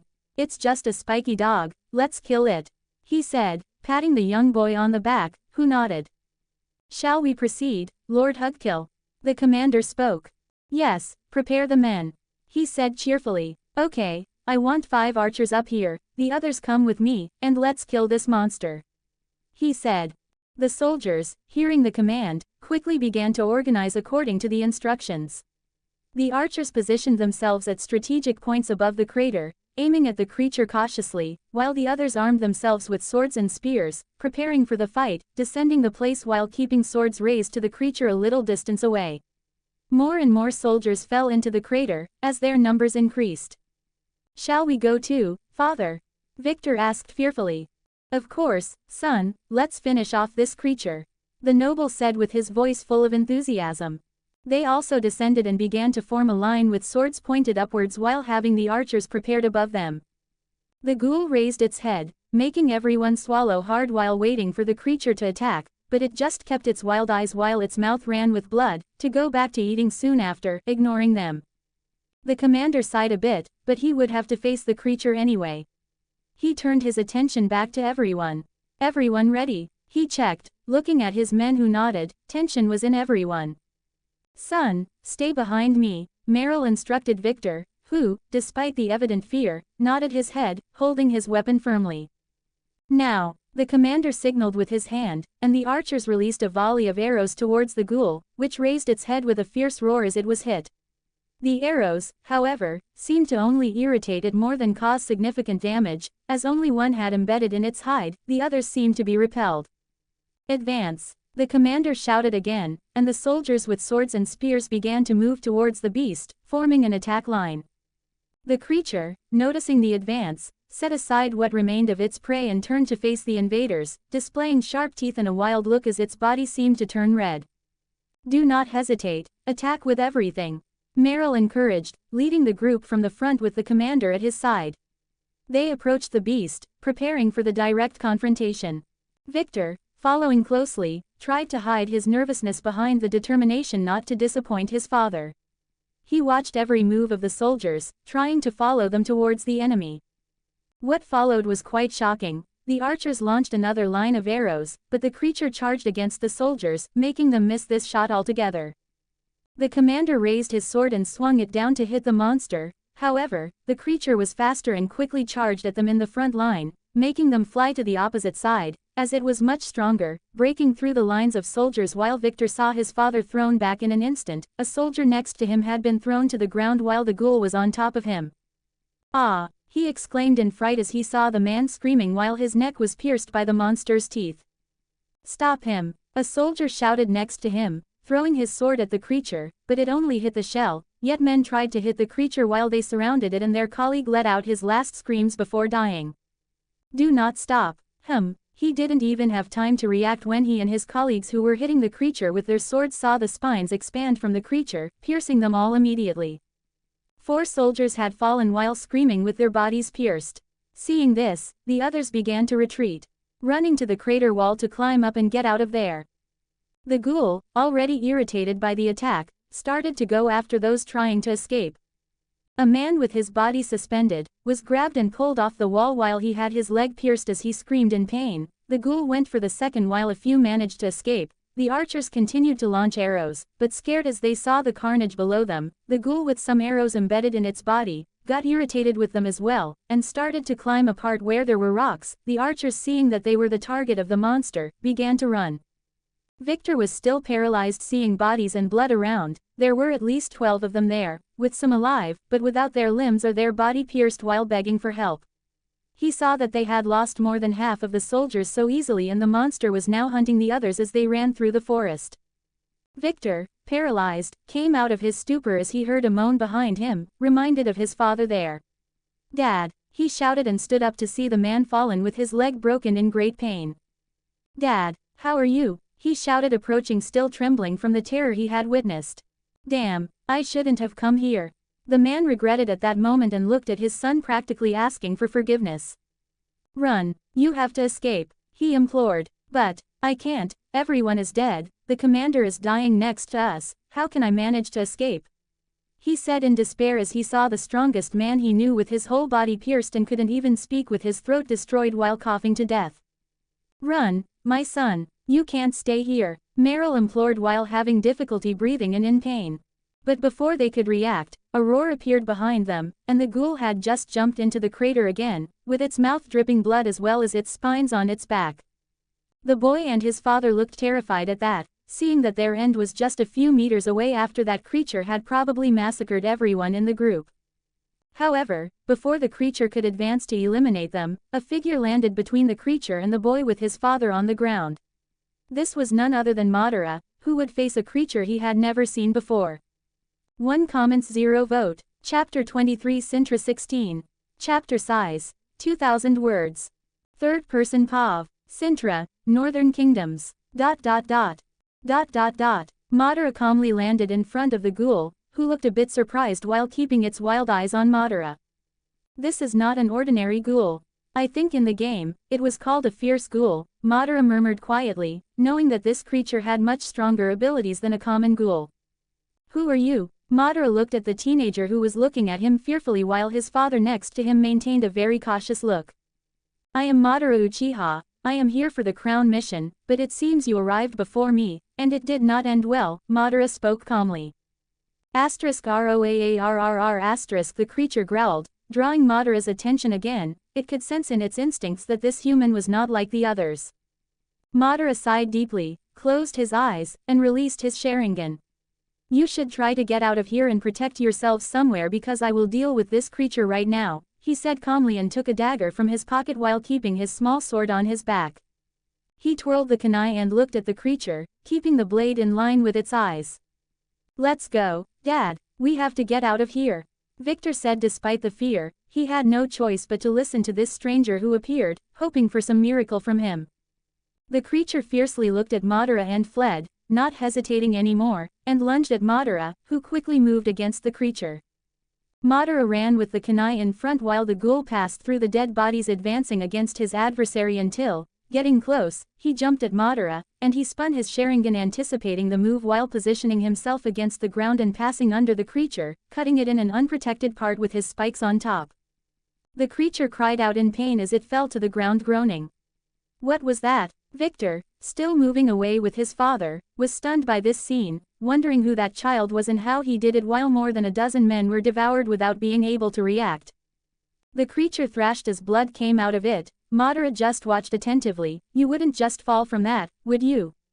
He thought and saw the creature start to turn red while its back spikes began to grow, taking on even more of a porcupine aspect. Then he noticed the wound healing at that moment. He also has a healing aspect. What a troublesome creature, Madara murmured.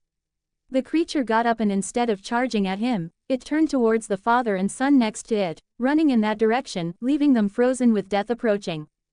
Madara ran in that direction. He would reach the creature, but it did something that surprised him. It turned its body and charged at him, catching Madara still in surprise with the monster's movement. The creature knocked him down and died quickly to kill him, but Madara turned into smoke, and the creature found itself clutching a trunk. Did he disappear? Noble Huggill was alarmed, not believing what he was seeing with his own eyes. Never heard of someone turning into a tree, let alone a strange child. Suddenly, a huge sound of flames appeared, and the creature found itself taking a breath of fire while Madara appeared above the crater spitting fire. He didn't even care about the faces of the two survivors and saw the creature come out of the flames screaming in pain. He made another seal and launched flames close to the nobles, isolating them with flames from the creature while he jumped back into that hole. This creature, it tried to deceive me while it pretended to charge at the two, but its target was me. Madara recognized the intelligence of this ghoul, cracking a slightly sincere smile. It was an interesting adversary, if you take away the smell of decay it emits, of course. The creature was burning in fire while rolling and shaking, trying to put it out, until it finally managed to extinguish it and looked at Madara next to the line of fire he created, growling with hatred at this human. Madara did not wait and twirled the kunai while running, taking his sword from his back. He leaned forward while trying to cut the creature, which responded by making its spikes grow and tried to pierce Madara, who used his sword and kunai to deflect the attacks in each hand. Both the human and the creature engaged in hand-to-hand combat, with the creature continuing to launch spikes while the boy leapt into the air, looking at all the trajectories of the spikes and quickly defending himself with his weapons. This dance continued for the next few minutes, with the creature also trying to sink its teeth and claws into the human. Victor, hearing the sound from the other side of the flames while the fight went on, climbed onto a rock next to the crater and looked on in fear. What he saw would never be forgotten in his life, witnessing the boy who now had red eyes fighting with a sword and knife while dodging and attacking among the spikes with strange movements. Victor, what's happening? His father asked in pain, trying not to look at the flames surrounding them. I don't know, Dad. I don't know what I'm seeing, the boy said, not believing his own eyes. Madara continued his struggle and began to get the upper hand, cutting some unprotected parts of the creature's back. However, it managed to heal itself. Let's finish this, Madara said and allowed himself to be hit by another spike, turning into smoke again and becoming a log. The ghoul quickly looked around, guessing that Madara would emerge from somewhere as he did last time. Feeling a heat it tries to dodge, Madara initiated his jutsu again, but this time the creature did not want to be hit. Fire technique. Phoenix Flower Jutsu. As Madara saw the creature jumping to dodge while watching its trajectory, he launched kunais hitting a tendon. *ROARR. It felt the pain before being engulfed in fire, unable to escape this time. Seeing the creature thrashing in flames again, Madara advanced with his sword. He leapt into the air and cut the creature with fire. It couldn't stop thrashing and he delivered another slash with the sword, one more and more. Madara was now cutting the creature dozens of times until it finally stopped thrashing with fire and spikes. He saw it finally fall to the ground. He defeated the creature, Dad, the boy said, still looking over the flames. Be careful, son, we don't know who he is or what he is, Lord Huggill said, still cautious. Victor swallowed hard as Madara began to cut off the creature's head before putting it in a bag. as he needed proof to show to the crown and claim his reward. He finally turned to the two still alive. There was no one else here breathing, with many of them dying from hemorrhage in the fight he had. It wasn't as if he could save anyone anyway. The young noble became even more nervous when Madara started walking towards them and saw him jump over the flames with such ease, looking like a cat as he landed. You were lucky to have survived, but I still wonder why you decided to face a creature that could have decimated you. Madara spoke calmly, not seeming like the youth of nearly 7 years.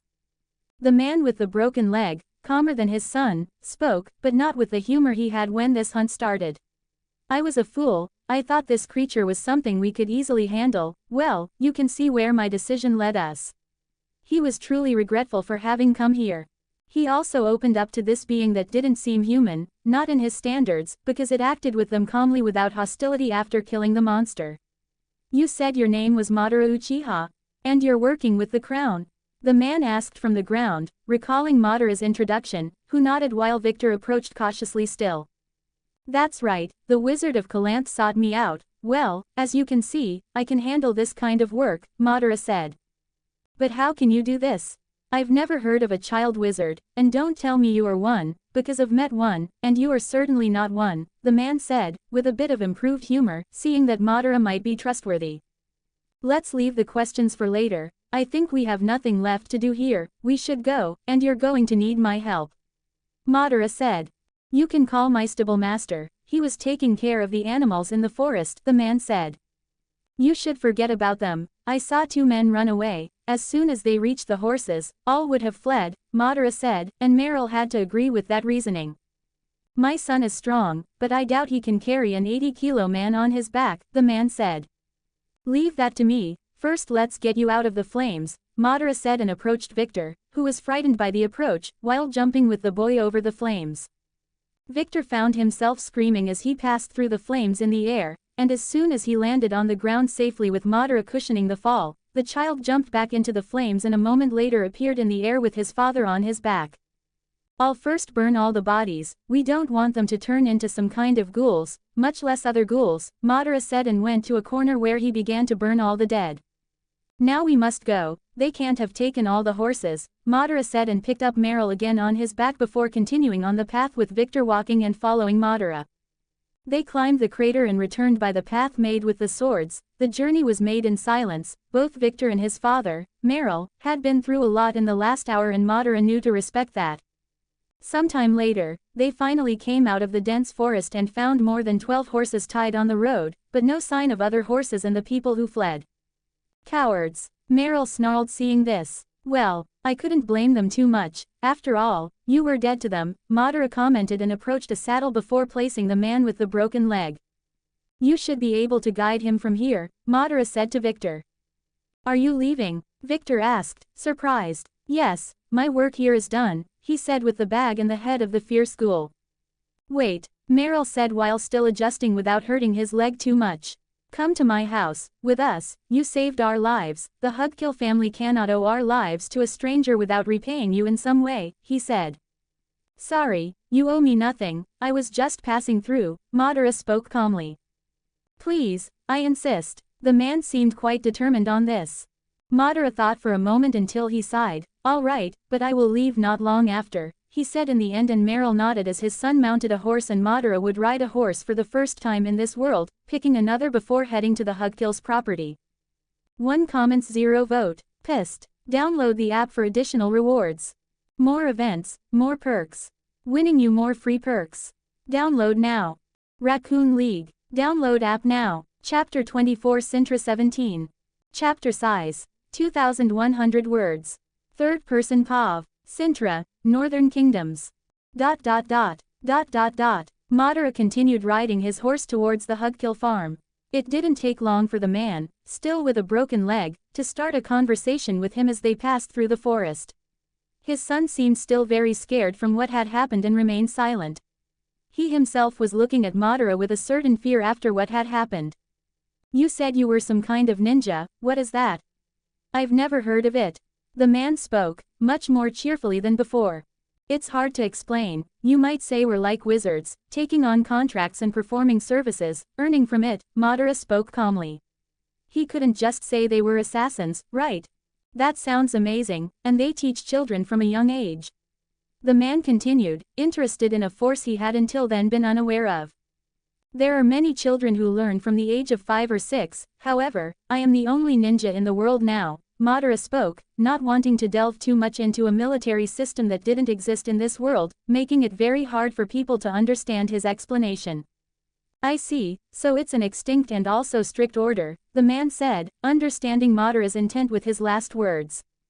Yes, he just nodded. Still, you saved my life, mine and my son's. I thought we were going to die there facing that monster, the man said, changing the subject. You were lucky, I hadn't left Cintra long after that contract, so I still think you owe me nothing, it was just by chance, Madara spoke honestly, he had saved them by chance. Even so, fate put you in our path, and I wouldn't forgive myself, it would be a shame to leave without paying such a debt, he spoke with a noble tone. Lord Huggill didn't care if it was just a coincidence, what mattered was that Madara had saved them and he was not an ungrateful person. They continued on their way, until they finally emerged from the forest heading towards the great fields. Do you see all this space, Madara? The man spoke, even more excitedly, as if he had just come back from death and still with a broken leg. I saw it on the map given by Massacre, he had details of the lands of noble families, I believe these were yours. He might not know how to read, but he certainly knows how to see a division of land, and the forest to the mountain he used as a reference was surrounded by a noble family symbol, so it wasn't hard for Madara to find out such a thing. Exactly, my grandfather's father was a simple noble with a small piece of land, but he died serving his king and sacrificed himself saving the king of Cintra at the time. What made the royal family of that time grateful to us, the Hugills, so my father's father took over a much larger estate than his deceased father and my father took over after him. I'm doing the same with my son after my death, he said as he pointed to each of their borders. Quote. Victor remained silent. It's a huge land, Madara admitted, seeing that it stretched to the horizons. It is, don't you think about taking care of a large land as well, Madara? The man asked. It's too early to say something like that, Madara commented in a neutral tone. That's true, I forget I'm talking to a child, the man laughed at that. The journey continued until they began to see a small town with a huge castle in it. The town seemed quite busy as they approached. I can't wait to get some herbs to calm this damn pain from the broken leg. The noble commented, feeling the pain. Soon, some people from the town saw them coming, and some soldiers hearing about men on horses approaching the town quickly met with Madara and the others. Lord Huggill, the soldier looked at him in shock. We heard you were dead. He murmured. As you can see, I came close to it, but survived thanks to this boy. Now take me home, my wife must be devastated thinking her son and I could be dead, he said as they began walking back to the town, with some of the soldiers looking suspiciously at Madara after what they had heard. The people in the town were already scared that their lord had been killed when some men returned from the forest saying everyone died to the monster. They were even more shocked when Lord Huggill himself returned with his son. They headed to the castle while everyone stopped to watch the group and point at them. As they passed the gate with the guards shouting that it was Lord Huggill who had survived, they entered, with a woman running while crying. Victor, Victor. A woman with blonde hair and blue eyes like Victor approached, crying as she hugged her son as soon as she emerged from the castle. You're alive, I heard you and your father were dead and my world had ended just a little while ago. She said, still crying. Madara remained silent as the family reunited with the lords, until some guards brought in 3 tied-up people, the 3 men who had survived and fled. Please, Lord Huggill, we thought you were dead. Spare us, they screamed, pleading. They were 2 soldiers and the servant who took care of the horses. Madara remained silent, this was not his problem to opine. I will deal with you later, get these 3 out of my sight. The noble growled.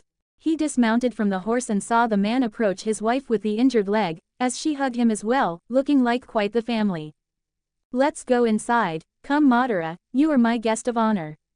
He announced and asked Madara to follow him. A servant approached Madara, let me take your horse to the stable. All right, the horse isn't mine. Just don't lose the head in that bag. Madara spoke. What's in that bag, sir? The man was a bit scared seeing the blood coming out of the bag. It's the head of the monster we killed, I have to take it to the Queen of Cintra. Madara spoke calmly and the man just nodded. Yes, I won't lose it, he said, treating it as the most sacred thing at that moment. Madara followed to where the Huggill family called him and he entered the castle. He saw some servants coming with him. Dear guest, Lord Huggill asked to take you to your quarters while he is treated by the healer, he said. Madara just sighed since he would have to stay here for a while, but accepted anyway. He was taken to a room where he found himself in a large place, even with a bathtub, and the door soon opened with some maids. My lord, we were instructed to bathe you. The maids, some teenagers, approached him. Although Madara did not like them entering his room like that without knocking, he ended up accepting. He needed a bath, not minding that there were women to do this here. After all, this was a medieval world and he was a child. After nodding, he was placed in a bathtub with water in his own room while the young women scrubbed his body. Is it true what they are saying, my lord? One of the women started. Madara looked at her curiously with his black eyes. They say you fought the monster and saved our lord. They say you are a witcher, she said, but without the disdain that witchers usually faced. It's true, but I'm not a witcher, Madara commented in a neutral tone. That's incredible. You are so young and already so strong. The woman continued flattering while scrubbing the sponge on his chest, but this could not be said of her colleague next to her, who looked at Madara with fear. After that, Madara remained silent as the women continued cleaning his body, with the woman continuing to talk about monsters surrounding the Huggill land, hoping he would clean them out as well. Although Madara did not believe in 90% of what was said, he just remained silent while merely nodding. As soon as he was ready, he received new clothes, a sort of cloth to fit his body, which he accepted since his old one was quite dirty. He then went to meet Lord Huggill a few hours later as the sun was setting on the horizon. Madara, my boy, Lord Huggill said as he walked with the help of his wife, since he had a piece of wood wrapped around his leg. His wife seemed to be very attentive to her husband and son. Victor followed them with another boy, about 10 years old, whom Madara assumed must be the family's second son. Madara simply nodded as he arrived in a spacious room with a table in the middle of some sofas, where he was instructed to sit and wait for the family to get comfortable, while only servants were bustling from one place to another. It's good to see you without all that dirt from the fight. You deserve some rest, Huggill continued with a good-natured compliment. Madara didn't respond, but that didn't seem to offend the man. Victor had a still cautious look towards the child. His wife appeared neutral but clearly hiding her emotion, while the younger boy had a curious look towards Madara. Now let me introduce my family. Victor, you already know him. Next to me is my wife, Lady Karina Huggill, the woman nodded, and our youngest son, Luck Huggill. The boy with blonde hair from his mother nodded shyly to Madara. Now that we're here, the noble continued, you saved my life and my son's, so I want to thank you properly. He spoke, and some servants brought in a box. As it was placed on the table, Huggill began to open it in front of Madara. I was thinking about how I could repay you, since you were doing a job for the royalty, so I think this is what might interest you the most, he said and showed a box filled with many gold coins. Madara, taken by surprise, couldn't help but be a bit pleased. After all, it would allow him to enhance his strength. This is great for me. Lord Huggill would never give so much money to a child, but Madara was so mature that he often felt he wasn't dealing with a child. There are 1,000 gold coins here, he said, and Madara nodded. I would like you to stay here at least one day. I want to show you my lands as well as a way to thank you, he said. He was not a foolish man. If Madara had the capabilities he had at this age, what could he do in the future? It was obvious that the noble wanted to establish a connection with such power, even though he was still thankful for having his life saved. Madara sighed but also thought about relaxing a bit. He had another job to destroy a monster nest, but it was something that could wait. Madara was not foolish either. He also thought it was good to create some connections while in Cintra, and a powerful noble would be welcome among his acquaintances. Alright, but I don't intend to extend my stay, he said. Haha. That's great, the man said, pleased. The servants will take food to your room, since I couldn't join you. After all, I must deal with things with all the families of the people who died at my side in that monster den, the man said, and Madara nodded. But I would like you to join me for lunch and take a walk with me through my lands in the afternoon, he said. You should rest and not go out, his wife said. I can still walk, my dear, don't worry, he said as he began to stand up with his family. Madara said goodbye and returned to his room, thinking about what the system would give him when he absorbed those gold coins. 1 comments 0 vote. Chapter 25 Cintra 18.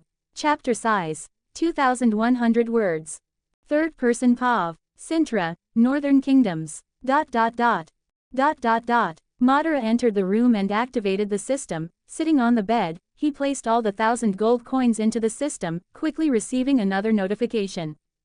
Mission 1 Gather 5,000 gold coins, progress 3,155,063%. You have received 1% of Madara's peak strength. System, peak power, 4%. Chakra, 400 chakra equivalent to a high genin. Note, chakra is the vital energy used to perform jutsus. It must be managed carefully. Sharingan, 1 tomo. Note, allows enhanced perception and the ability to anticipate basic movements of the enemy. Mangekyo Sharingan, locked. Eternal Mangekyo Sharingan, locked. Rinnegan, locked. Common jutsus. Substitution jutsu. Fire jutsus. Kaden, Hosenka no jutsu, fire technique. Phoenix flower jutsu. Description, allows the user to spit multiple balls of fire in quick succession. Requires practice for improvement. Kaden, Gokaku no jutsu, fire technique, great fireball jutsu. Description, launches a large fireball with the breath from the lungs. Requires practice for improvement. Wind jutsus. New futon, cape. Description, allows the user to create a slight air current around them, which can deflect light projectiles or increase the user's mobility and speed. Wood jutsus, locked. He received a new jutsu, unlocking the wind category. This isn't very useful for me, however, I can't complain about increasing my arsenal of jutsus, he murmured internally. However, I feel increasingly stronger. He noticed his increase in chakra. This system didn't deliver 50 points of chakra from 1% to 2%, it went up from 150 to 400 now that he reached 4%, achieving the peak of a common genin in the Naruto universe. Putting the system aside, Madara decided to rest a bit. He was in this place for now and could spend some time resting. The next day he woke up calmly and left the room. Some servants told him where the castle courtyard was, and he went to train a bit. The soldiers didn't approach him. After all, they were cautious with the child who killed a monster while not even the only 3 knights of the lands of Hugills died brutally. Madara just kept training his swordsmanship alone, that is until someone approached him, and it was none other than a young man with black hair, who had pulled some traits from his mother. Young Luck, you shouldn't be here, a servant approached and spoke sternly to the boy. Don't talk to me right now, get out of here. The boy spoke with a somber tone, surprising the servant as she stepped back a bit in fear. I was looking for you, finally found you, the young man murmured, approaching Madara, ignoring the servant who was now quite distant. Hello, he said upon getting close. Madara nodded his head without saying much. Are you as strong as my father says? The boy asked, losing the timidity of yesterday. Depends on how your father described me, Madara commented, not liking the attitude of this child very much. He said you would be stronger than any soldier here, the boy continued. Can you fight a soldier for me to see? The boy said. I'm not a piece of theater, Madara simply said and turned his back before starting to train his swordsmanship. What do you? The boy got irritated with Madara's attitude. What do you think you are doing disobeying the young lord, dog? A man in armor spoke approaching. Simple, unlike you, I am not your dog. Madara didn't even look at the man while he continued training. The men around were quite surprised by Madara's attitude, the man even more irritated after hearing that. Who are you calling a dog? Since the young lord wants a fight, why not prove your sword with me? This man declared. For him Madara was just a child who for some reason he didn't believe, managed to save Hugills and his son while the monster was killed. Madara sighed, seeing he would have to deal with this man. If you want a fight, then let's have one, he declared. The man smiled, intending to show that this child whom everyone believed to be a wizard, was a farce. He didn't intend to kill Madara, after all, he was fighting a child, but it would be enjoyable to humiliate him. Madara pulled his sword from the dummy and turned to the man, pointing at him. My name is Sir Gustini, said the man, and Madara knew he was not a knight. After all, according to the boy, all the knights of these lands were dead. The boy, Luck Hugills, nodded by the side, satisfied. He was angry at Madara because this child was born ambitious in his heart, and when he received the news of his father and brother's deaths, he was happy inside, but he did not let his malevolent personality show in public. Therefore, near his parents, he was shy. However, he resented this little boy whom his father said had saved them when all was lost.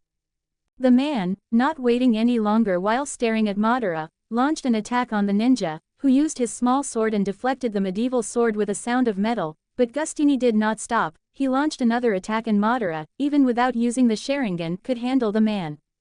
Not satisfied with this and even a bit frustrated, Gustini began to launch a series of assaults against the child, who remained defensive but didn't seem to have any trouble dealing with the adult's attacks.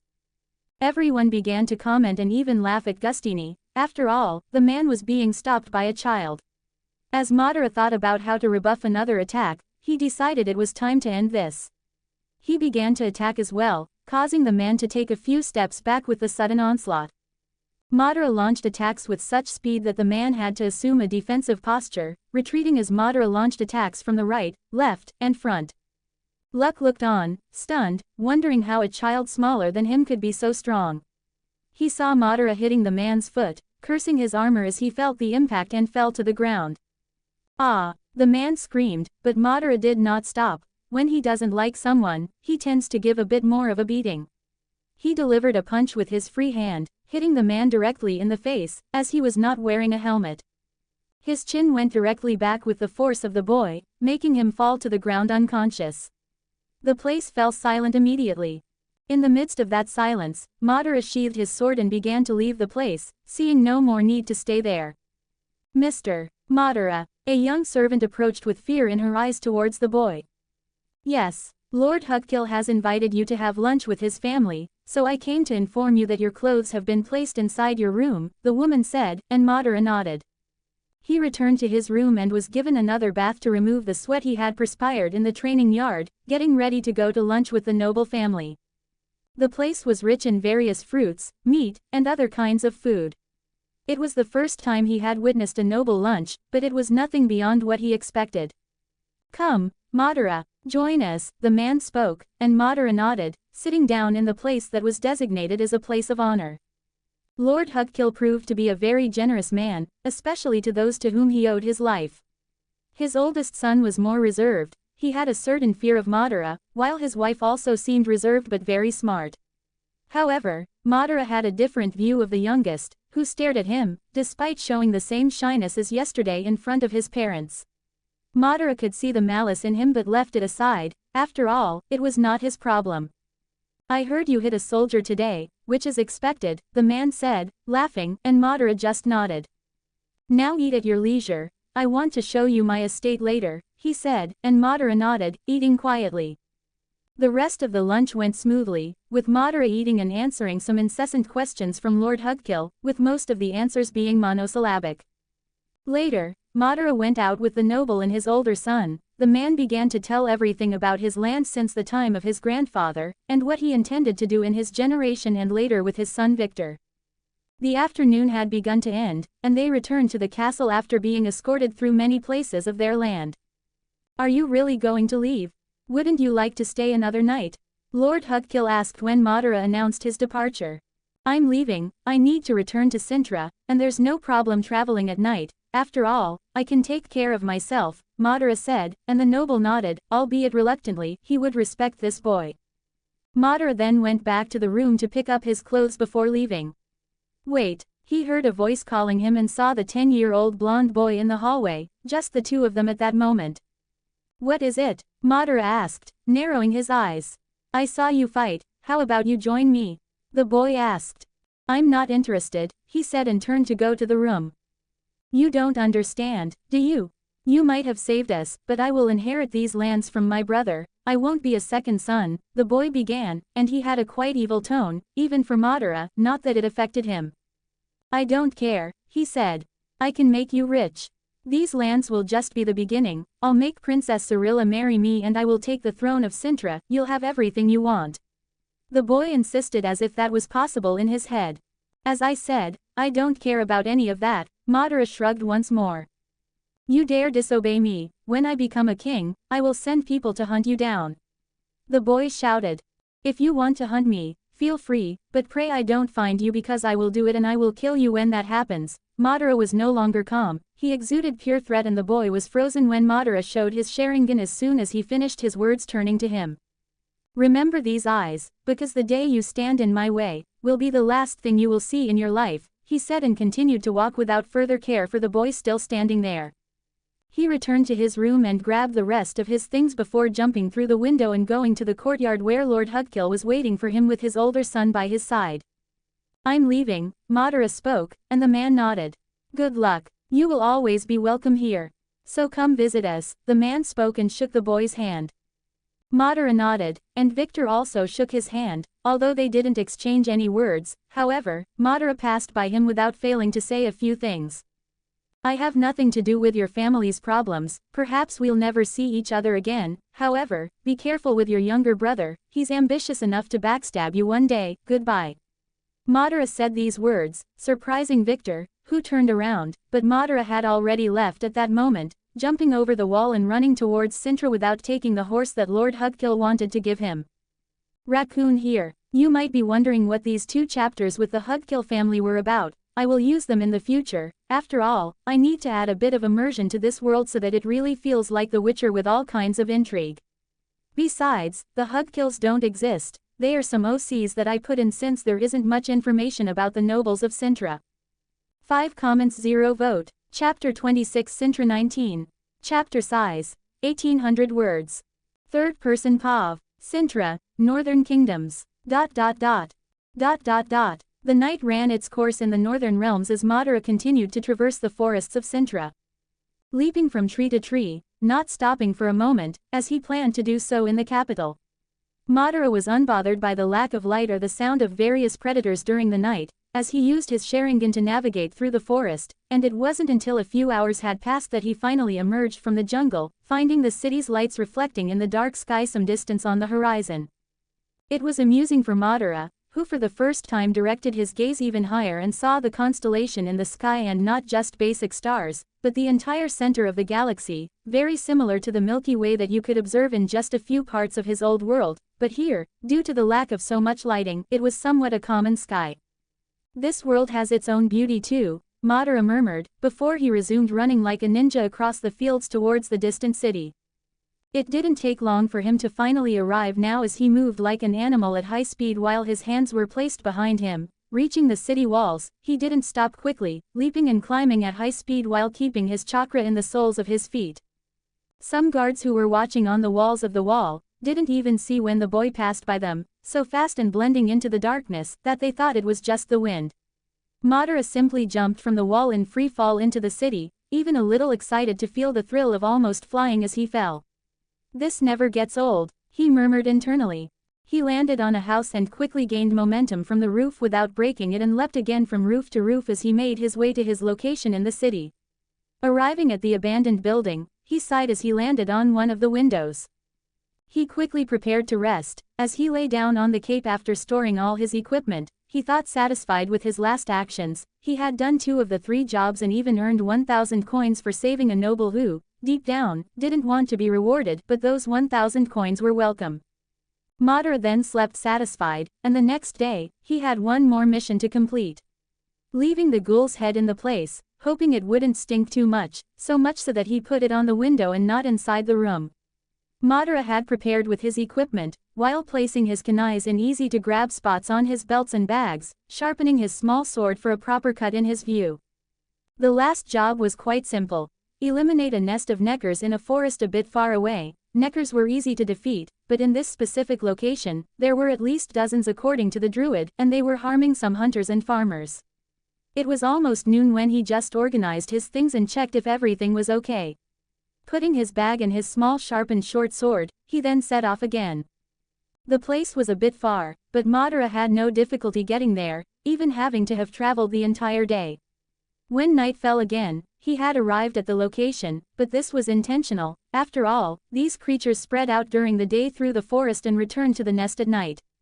"Now let's look for them," Madara murmured internally. He began to jump between the trees trying to find the location of the nest until he finally found a place smelling of rotten with the sound of small growls in the area. These creatures did not bother to hide their presence until he finally found it. He landed on a tree where he had a good view and saw that there were, at least about 50 of them surrounding a nest, which was a place made with various debris they found, and even bones of animals and people. Madara didn't want to waste time, so he leapt onto a necker jumping and kicked it in the air, sending the creature flying and screaming, while the others quickly turned their attention to Madara landing in front of the nest. He didn't stop there, performing various hand seals, he began to spit fire onto the little monsters and the nest was also consumed by the flames as they spread rapidly. The neckers, surprised by this, began to scream in agony as the fire started to burn them as well.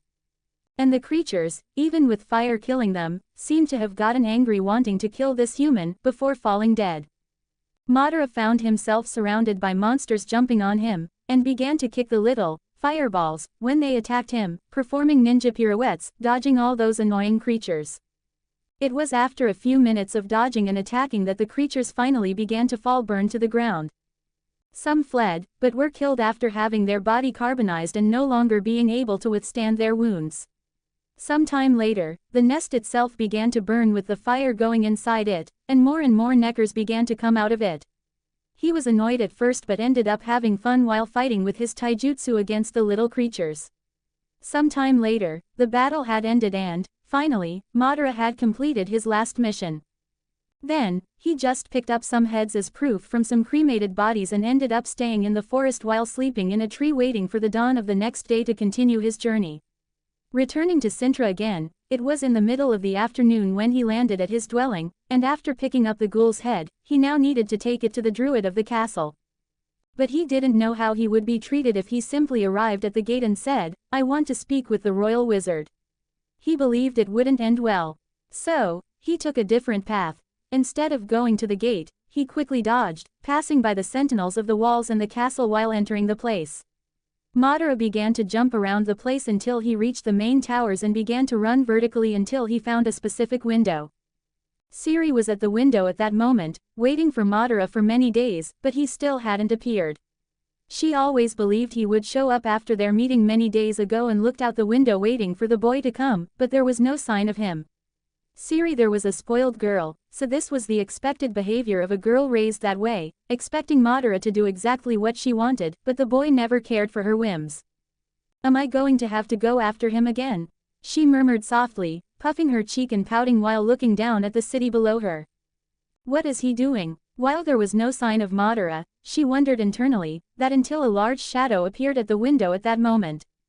She was startled by the shadow and saw that it was Madara, but it was too late. She had screamed in fright, as she began to fall backwards and alerted the guards, who quickly entered the room with the scared sound of the princess. "Princess Cirilla, are you all right?"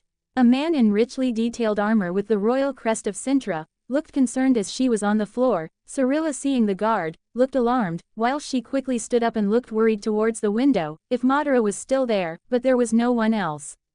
She sighed in relief, before turning back to the royal guard.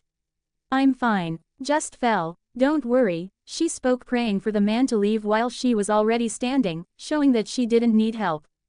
The guard looked at her for a while, finding her behavior suspicious, but in the end said nothing, as he left the room. When she saw that he had left the room, she sighed in relief while her attention returned to the window. "You came. Where are you?" she asked, looking towards the window, hoping that Madara was still there. In the end, he was there. After all, he stuck his head in and saw her looking at him with joy. He just stepped out and stayed hidden on the side of the window in a vertical position, then came in from the outside and landed in front of Ciri. "You didn't have to make such a scene," he murmured in a neutral tone. "And you shouldn't enter a girl's room like that," she scolded. "It was you who invited me, as far as I remember," he retorted, crossing his arms. "You haven't shown up for days. What happened?" She changed the subject, wanting to know why he hadn't come earlier, causing Madara to raise an eyebrow. Did this girl think he owed her something? "I had some things to do, but I came here for a reason." He spoke, ignoring her demands. After all, he had a purpose for coming here. She scratched her head and noticed the bags near him, covering her nose as soon as she smelled them. "What is that smell? It's horrible," she complained.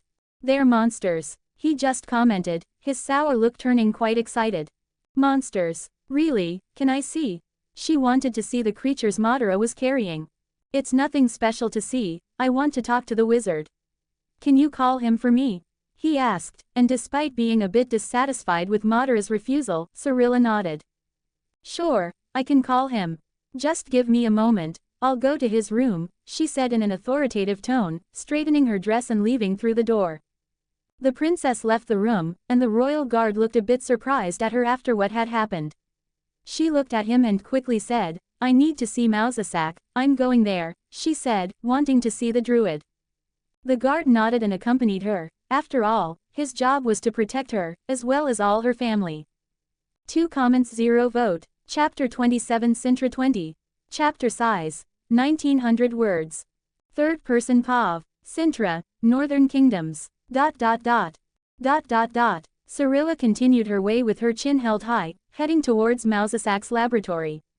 He was reading calmly at the moment, when he heard the door open and the princess, with her impatient manner, didn't even wait for him to enter the place.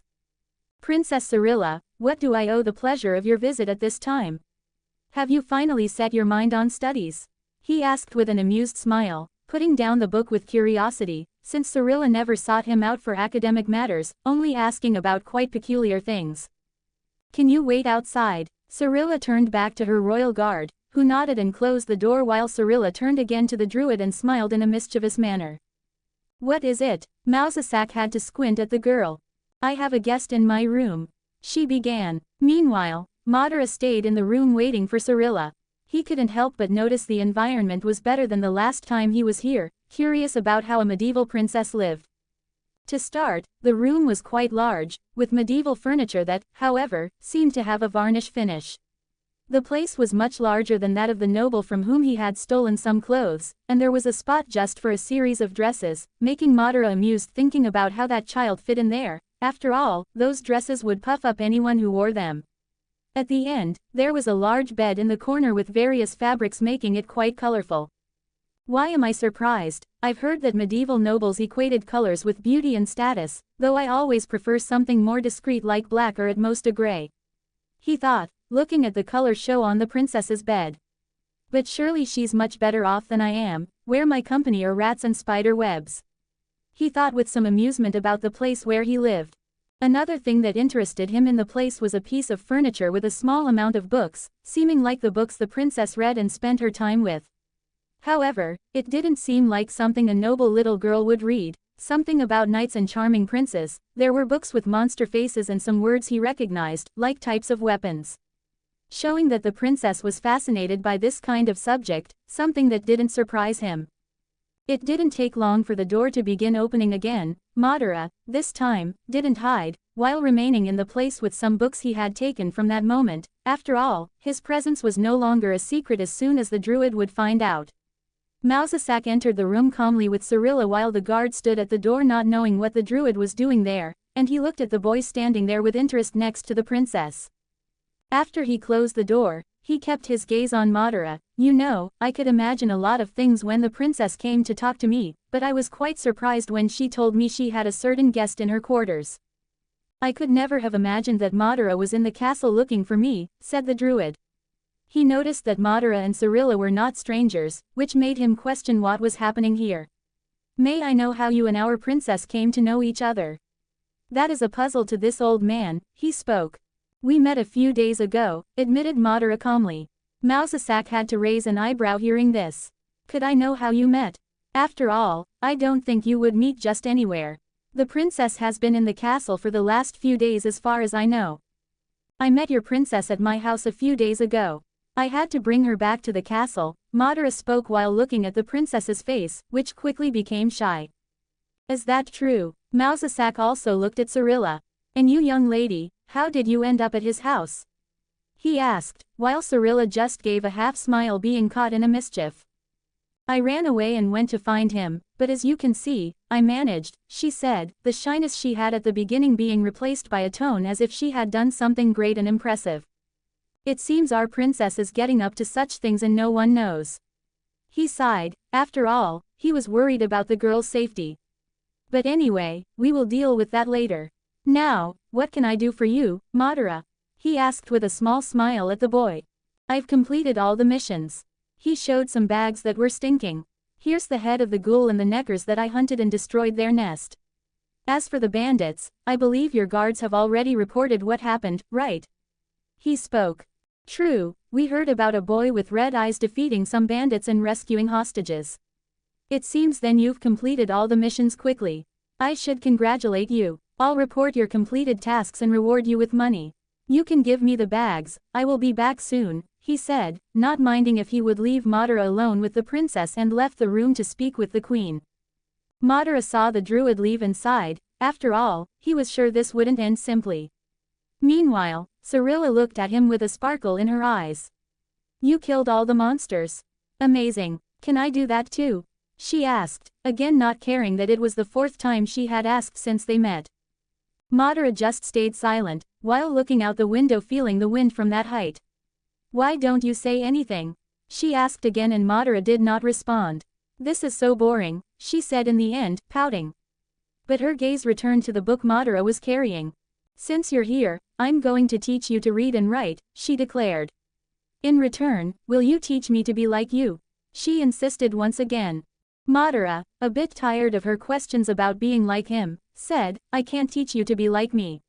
I am different from you, he concluded. She just crossed her arms and then said, then tell me about your hunt, I want to know everything that happened. She demanded something else. Madara ended up giving in. After all, he had nothing to lose and also had to wait for the druid to return.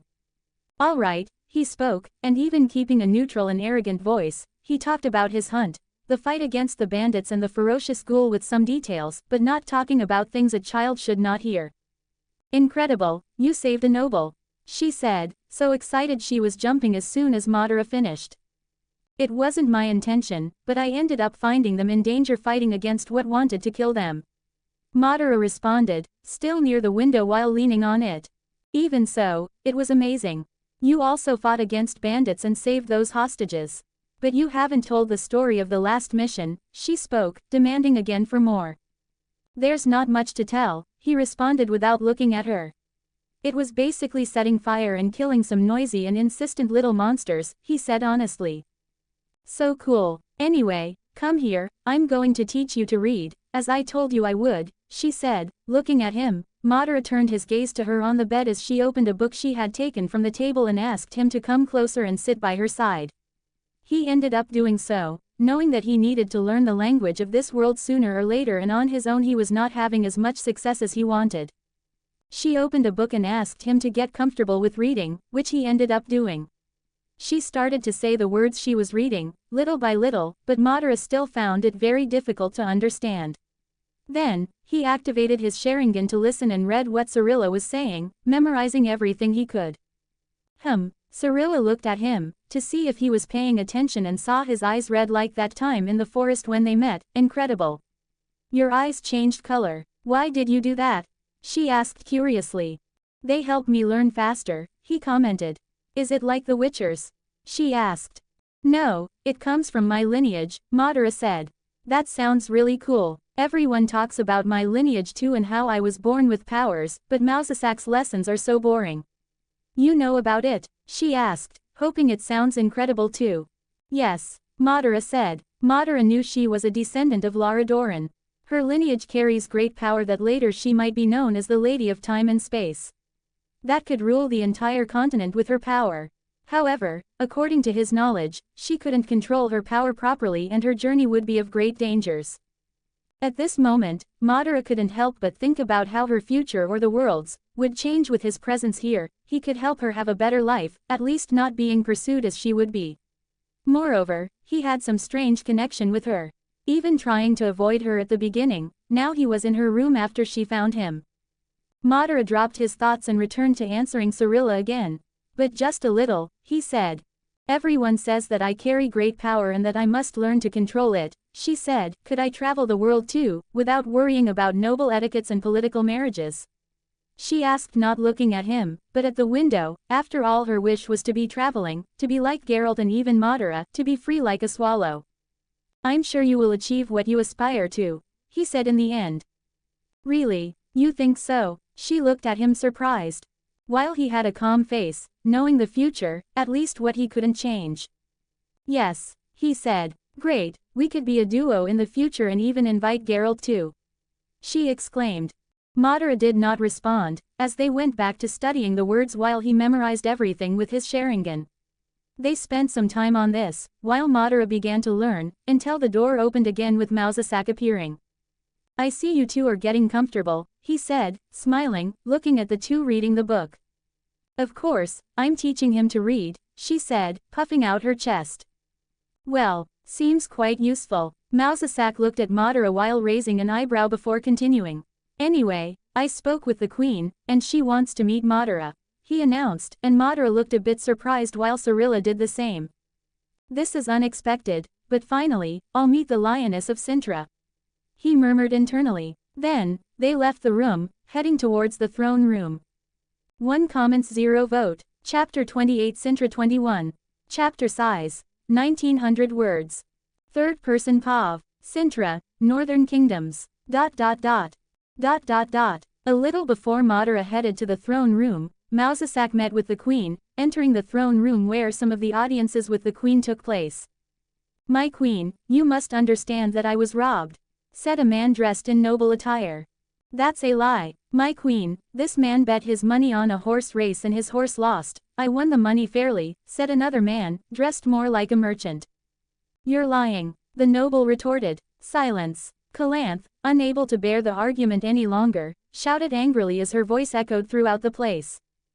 She waited for everyone to be silent as she began to stare at all those involved while another group of nobles requesting an audience for the day waited, listening and even enjoying this as a form of entertainment.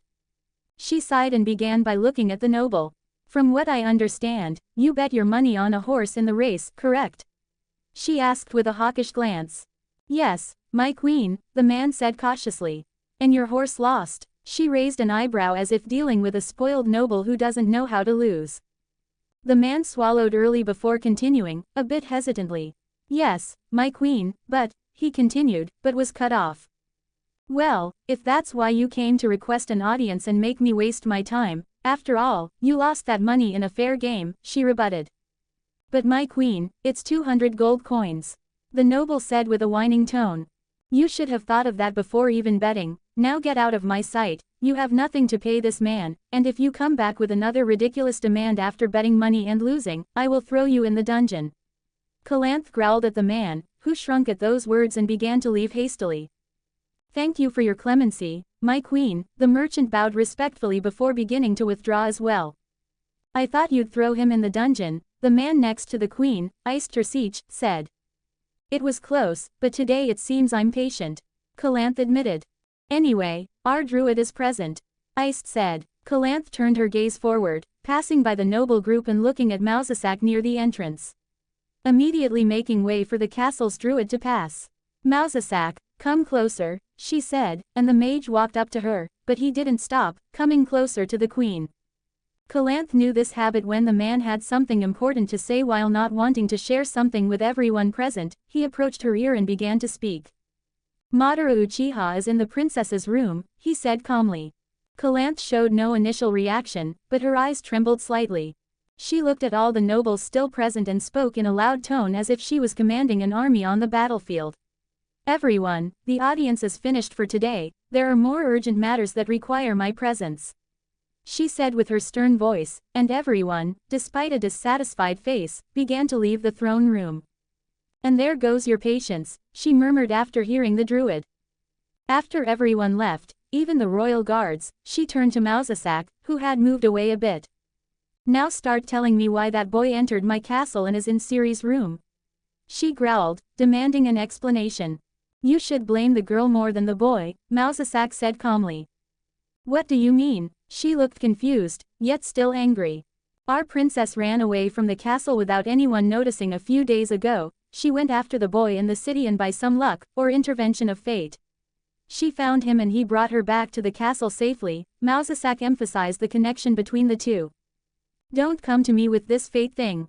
Calanth growled before continuing. How that girl managed to get out, she could have died in the city.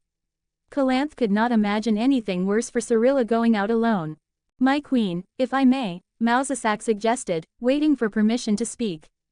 Calanth, still a bit angry, looked at him. Speak, she said dryly, since she had to listen to him anyway. They are connected. No matter how much you might deny it, it will only be worse to keep them apart. He said cautiously, not wanting to infuriate Calanth too much. Do you think Cirilla, the heir to this realm, could be with someone unknown? No matter how strange the name of his family and those weird powers. She snarled. I'm not speaking of that kind of relationship, Queen Calanth. But Madara could be a protector for Ciri. She carries great power and will need powerful allies. Many will covet both her blood and her status of Cintra. I ask you to think about the girl's future. He spoke sincerely his thoughts. Quote. Calanth fell silent after these words while Iced looked at her curiously. Until she finally began to speak again with a serious tone. You always talk about giving the boy a chance. But can we really trust this unknown boy with powers even you don't know? She asked. As I said, your granddaughter and the boy are united. It's better we let them be together so the boy can become a guardian for Cirilla. I can train him here in the castle. He can't read, but he's smart enough to learn quickly, so I can offer him a chance to learn while becoming loyal to the kingdom.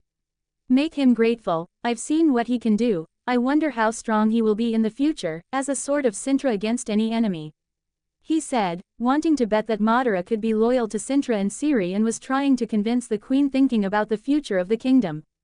She put her hand on her chin, analyzing Massacre's words. I think our druid is right, Calanth. Iced spoke beside her. You just want to meet the boy. She accused him, but he just shrugged. She turned her attention back to the druid. Has he completed all the missions? She asked. Yes, all completed in just a few days. I left the heads of the monsters from the requests in my lab, but I confirmed all of them and the victims of the bandits on the road were rescued by Madara as you heard a few days ago. He spoke. I see. If you really want to give the boy a chance, then I'll follow your advice. Bring him here, we'll have a long talk and bring my granddaughter too. Calanth demanded and Massacre nodded before leaving the throne room, heading to the princess's room. As soon as he found them, he asked Madara to accompany him along with Cirilla to see Calanth. Madara left the room with Ciri, leaving his royal guard alarmed by the presence of the strange boy there without him noticing. No need to say anything. Massacre stopped him with any questions, making the guard remain silent and follow them as they headed to the throne room on the first floor of the castle. Look, this is my family. They were ancient kings. Cirilla used this time to talk about the castle. At this moment they were descending a huge staircase with Massacre letting in the royal guard at the end. Meanwhile, Cirilla pointed to the portraits of her ancestors hung on the walls. Madara just nodded. This was a queen of Cintra 200 years ago. Everyone says my grandmother is inspired by her, as they say both are alike and led Cintra on the battlefield. One day I think to be like them. She exclaimed excitedly. Look, this is the founder of the family. What's her name again? She said, thinking. Lara Doran, Massacre said in front of her with a small smile. That's right, Lara Doran. She was an elf who married a human and our family was born. All of our family have her blood. She said, showing that it was a very important thing. Why do you only answer me like this? You seem like Geralt when I met him. She said a bit dissatisfied, but then started to laugh about it. Was the only thing Madara responded. Cirilla pouted after hearing that again, ceasing her laughter. Madara remained silent, and they finally arrived at the throne room, with Massacre entering first and calling the two in, saying that the queen intended to speak with the two of them privately and for him to wait outside. Cirilla entered skipping while Madara followed behind, taking calm steps as he approached the entrance and saw a large room, larger than any other he had entered, with two people sitting at the end of it, a woman in her 40s, but very beautiful and with white hair like Cirilla, and a man whom Madara would say was Skagosi. Despite never having gone to the islands, he still recognized the man from the history of this world. He approached as Cirilla already reached her grandmother. Hi, Grandma, she said with a mischievous smile. Calanth just looked at her with a severe gleam. I'm aware of your most recent activities, young lady. Wait so we can talk later. Now I want to speak with this boy. She said and looked at Madara approaching by Massacre's side with another severe and analytical look. Haha, finally, I'm meeting the young warrior who has been causing a stir in this city lately. exclaimed Iced as he clapped and looked at Madara as if he were looking at a rare object or exotic animal. Madara didn't respond, looking a bit surprised by this outburst, and soon turned his attention back to the queen, knowing her presence was of the highest authority there. "Queen Calanth," he said with some respect in his childlike tone but did not bow. Calanth looked at him for a while, ignoring his breach of decorum, until she finally spoke while Cirilla stood aside waiting for her to speak as well. "Finally, we are seeing each other, Madara Uchiha. Raccoon here. Poor Massacre, he has no idea what Madara can do with his real power, which would scare him if he saw what he will do in the future. He would even find the ancestral blood a common thing after seeing a complete Susanoo. I'm changing how Madara and Cirilla met. Just a change, to have them have a more logical connection, like just before Cirilla was attacked by necrophages in the forest, she plays with Geralt invoking the law of surprise, with Madara saving her. 1 comments 0 vote. Chapter 29 Cintra 22. Chapter size, 2,000 words. Third person Pav. Cintra, Northern Kingdoms. Madara looked at Calanth, who was staring at him like a hawk. I heard you entered my granddaughter's room. Can you tell me how you did that? After all, her room is very high up. She began, clearly aware of some of the boy's abilities from Massacre and from Cirilla herself, who had been bragging about what she had seen of Madara. There are no walls or heights that can hold me, Queen Calanth. Madara simply said before continuing. Your granddaughter showed up at my house one day, and I had to take her back to the castle before your men came knocking on my door with an accusation that I had kidnapped the princess of the kingdom. He concluded, while Cirilla looked a bit shy about her escape, knowing the lecture she would receive from her grandmother when they were alone. Yes, it was amazing when he brought me back. Have you ever seen someone running on the wall as if it were the ground? Madara took me to the room like that, she exclaimed, even having run away, and despite the consequences she would face for it, she shared her unique experience upon returning to the castle. Ha ha ha, that does sound really amazing. Are you like a spider? Iced asked, laughing. Massacre remained silent. Calanth raised her hand to silence Cirilla as she turned her attention back to Madara. You have certain abilities, I can understand that. But it's still inappropriate for you to have shown up in her room that day. She spoke, preventing Cirilla from protesting. I would like you to use the front door the next time you come to the castle, because I will not be lenient if you enter Cirilla's room again. Calanth spoke sternly. I can understand that. Madara spoke in a neutral tone, unfazed by the queen staring at him like a hawk. I will knock on the front door next time, he said. Calanth was not very pleased with how Madara referred to her, but she did not comment on it now. I heard you completed all the contracts that Massacre gave you, she said, and Madara nodded. To do them in just a few days is quite impressive. You seem anything but a child from what I've heard, she said. I have my own abilities. Madara spoke in a neutral tone. Yes, we already know that, but let me ask, what is your goal? What do you plan in this kingdom? She wanted to know what Madara was thinking.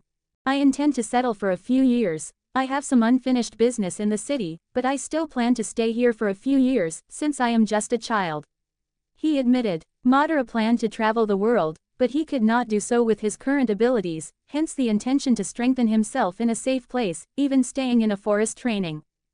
I see. She pondered his words and then remembered Massacre's words. Do you still intend to work for the crown? She asked. Yes, I still need some money. Madara spoke. After all, he needs almost 2,000 gold coins to complete the first mission. Hearing this, she made her offer.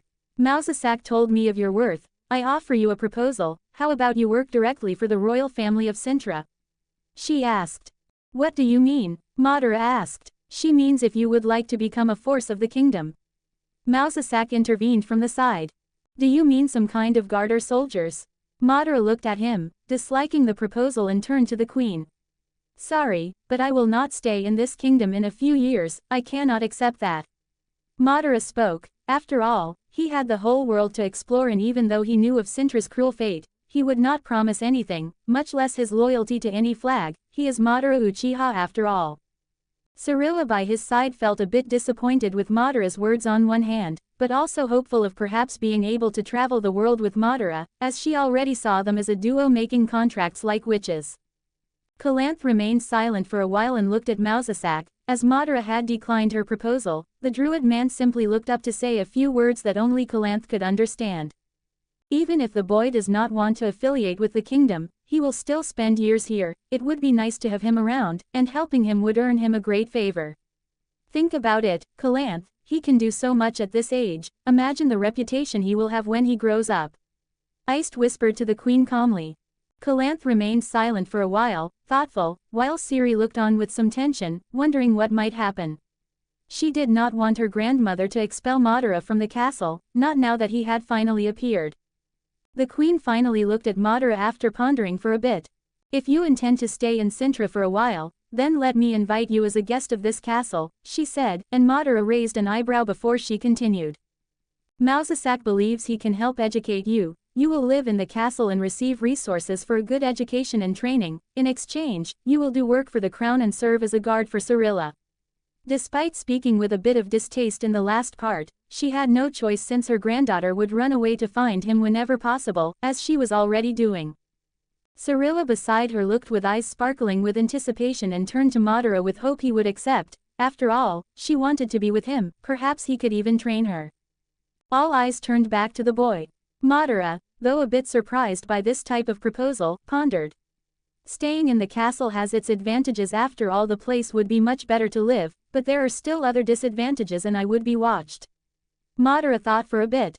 He even began to see that the advantages of living there were even more important. After all, he could leave at any moment, and doubted any of them could do anything against him in any way. In return, he could learn everything he needed about this world, such as the language, geography, common knowledge. Will you accept this even though I have no sworn allegiance to your flag? Madara asked directly. Just swear that you will not harm and betray the kingdom, protect my granddaughter's life with your own, of course. But you will not need to have any permanent ties to the kingdom, she spoke. Madara listened to her words and nodded, finding it quite reasonable. Hooray! Ciri exclaimed, while Massacre cracked a small smile. Haha, it seems life in the castle will become quite interesting from now on. Iced commented, smiling at Madara. Calanth endured the expression of each before turning back to Madara and even her granddaughter. Let's discuss our terms better later. For now, let us be alone to discuss our future endeavors. You and my granddaughter may leave, she said and looked at Massacre, already knowing what she meant. Guard. Massacre emitted his powerful tone and the royal guards immediately left through the door. Take Madara and the princess to my laboratory, I will see them soon, he announced while the royal guard responsible for the princess's shift nodded. Let's go, Madara, Ciri exclaimed, jumping excitedly as she passed by Madara, wanting to talk with him. Madara nodded and made a small gesture of farewell to everyone there as he followed the princess out with her guard. As the guards left and closed the door after Madara and Ciri passed through it, Calanth turned back to her druid. This boy, he's a bit disrespectful, she spoke dissatisfied. You don't need to be so hard on a child, Iced spoke. A child does not run through the kingdom killing monsters and earning hundreds of gold coins, she murmured. Massacre intervened. He has his value. Madara somehow does not use the energy of chaos, which is unique. I believe he has a unique form of energy. The druid emphasized what he always told her. As I told you before, Calanth, the boy can do all this at his age, what will he not be able to do in the future? Better a powerful ally than an enemy, Iced spoke. Still, putting him under the same roof as us, she commented. You heard him saying that walls and high barriers do not stop him. He entered Ciri's room. Have you seen the view from our floor? Iced commented again, and Calanth sighed a little, but her current husband was right. Calanth remained silent for a moment, then glanced at Massacre, seeing as Madara had rejected her proposal. The druid man merely raised his eyes to utter words that only Calanth could comprehend. We're taking a gamble here, keeping someone like him. I hope we're making the right bet, she commented. He didn't seem like someone who would just talk big. He could lie to you, but he said he doesn't intend to be loyal to any flag, Massacre stated. And what do you think about that? Can we change his mind and make him loyal to the kingdom? Calanth inquired. Massacre scratched his chin for a while before turning back to his queen. Only time will tell. After all, many things can happen in the coming years, he said. He won't harm Ciri? Calanth asked another question. I highly doubt it, and anyway, they are bound by, the druid spoke. Yes, by destiny, Calanth said disdainfully. If that's true, he'll be the last person to harm her. It'll be good to have him around. After all, I'm in need of a good challenge for my axe, the royal guards are so weak. Iced commented. You and your games, I'd like to see that enthusiasm in war, she retorted. You know I'm always ready, my love, he said with a wink. Setting the boy aside, how are our relations with our neighbor? Did you receive anything today? She asked, given it seemed Cintra might soon go to war with one of the northern kingdoms, something Calanth would enter the battlefield to confront and lead her men, as she is the lioness of Cintra. I haven't received any ravens. Massacre spoke before continuing in a serious tone. But things aren't good, he said. Should we declare war or wait for them to attack us first? She asked, wanting to declare war, but her druid sometimes gave her good advice. It wouldn't be wise to declare war, my queen, Massacre said. After all, we can't be seen in a good light by the rest of the northern kingdoms, he emphasized. Who cares about the opinion of those bureaucrats, Iced commented. As much as I'd like that, Iced, we still need to maintain alliances, however, you have a point. Tell me, Massacre, should we let them surprise us while they kill my people?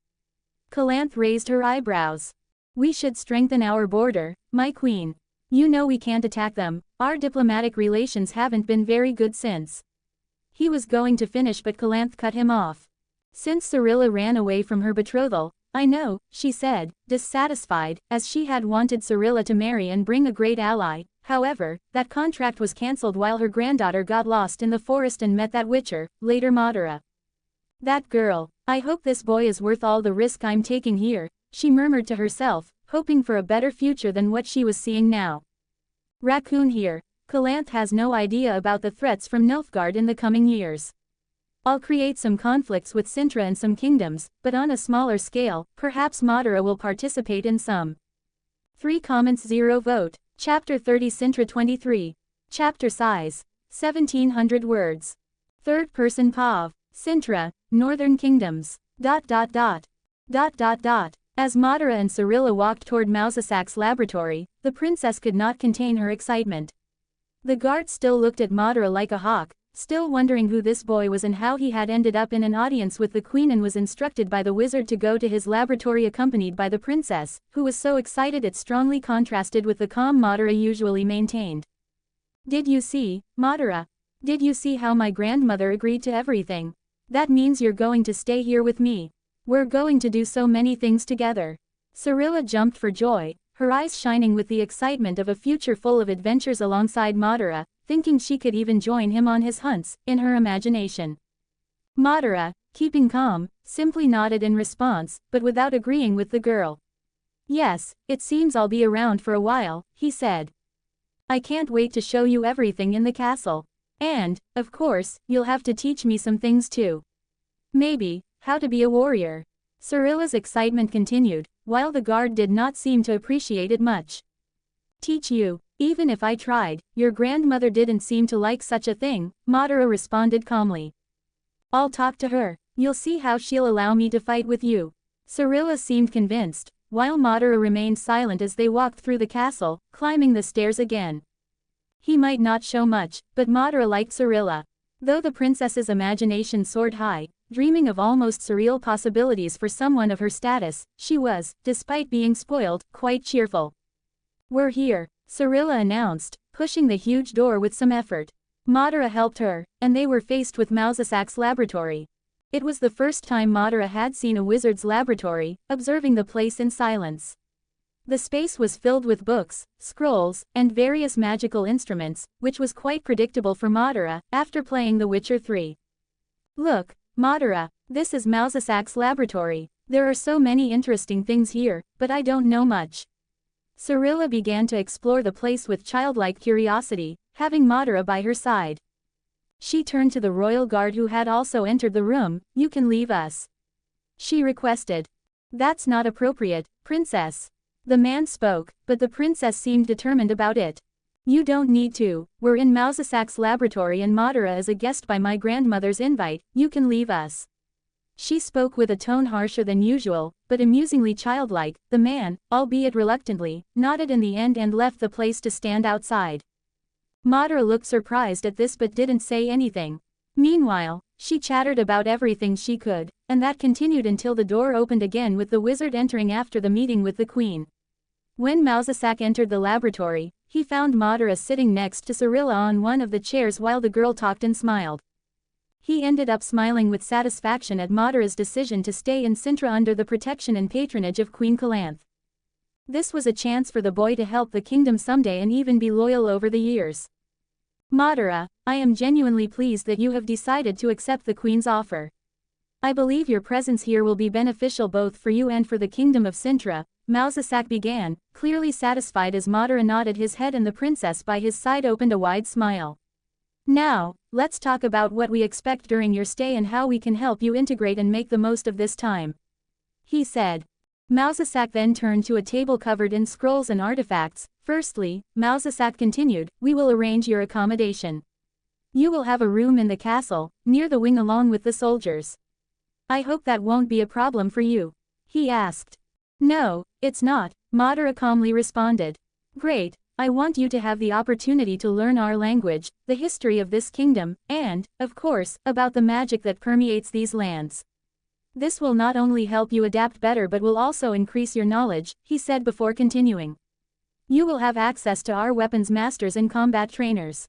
I hope you can teach them with your unique type of combat. Before Madara or Cirilla could respond, Massacre continued once more. Your responsibility towards Princess Cirilla will be paramount.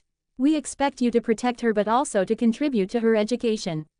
There is much you can teach her, and I'm sure she might even behave better, he said, smiling at the girl, who had always been imperious and tended to leave her grandmother quite worried. But I wanted Madara to stay closer to me. Cirilla protested, clear disappointment in her voice. How is he going to protect me if he's so far away? That's the most appropriate protocol, princess, Massacre said and started to walk. Finally, Massacre approached Madara, now exclusively interested in Madara and his abilities, but with a friendly face. I know your powers seem to come from a different energy than chaos. This is due to your unique and never-before-seen abilities. I would be very grateful if you could share what you can about your unique condition. After all, I would like to learn more about you, he said in the end. Cirilla, who had been listening attentively until then, could not contain her excitement. This is going to be amazing, Madara. You'll see, we're going to explore the castle every day and we can train too. She said. Madara didn't respond to the girl but looked at Massacre, giving a small nod after what he heard, expecting something like the last part. After all, the wizard had never hidden his interest in him, and Madara respected him because he never forced him to reveal his secrets. Can we go to training now? Cirilla asked quickly by the side. No, and don't expect that you will have that training with your grandmother not allowing it, Massacre said while Cirilla pouted. Anyway, your maid is waiting outside. I would like to spend my time with Madara for him to adapt to the place while I show him his new accommodations, he said. Despite the protest, Cirilla ended up leaving with them as she was guided by her maid and her guard to the higher floors. Madara, on the other hand, started to descend with the wizard to his new quarters. They quickly arrived after some time in a simple room, with a few pieces of furniture and a straw bed.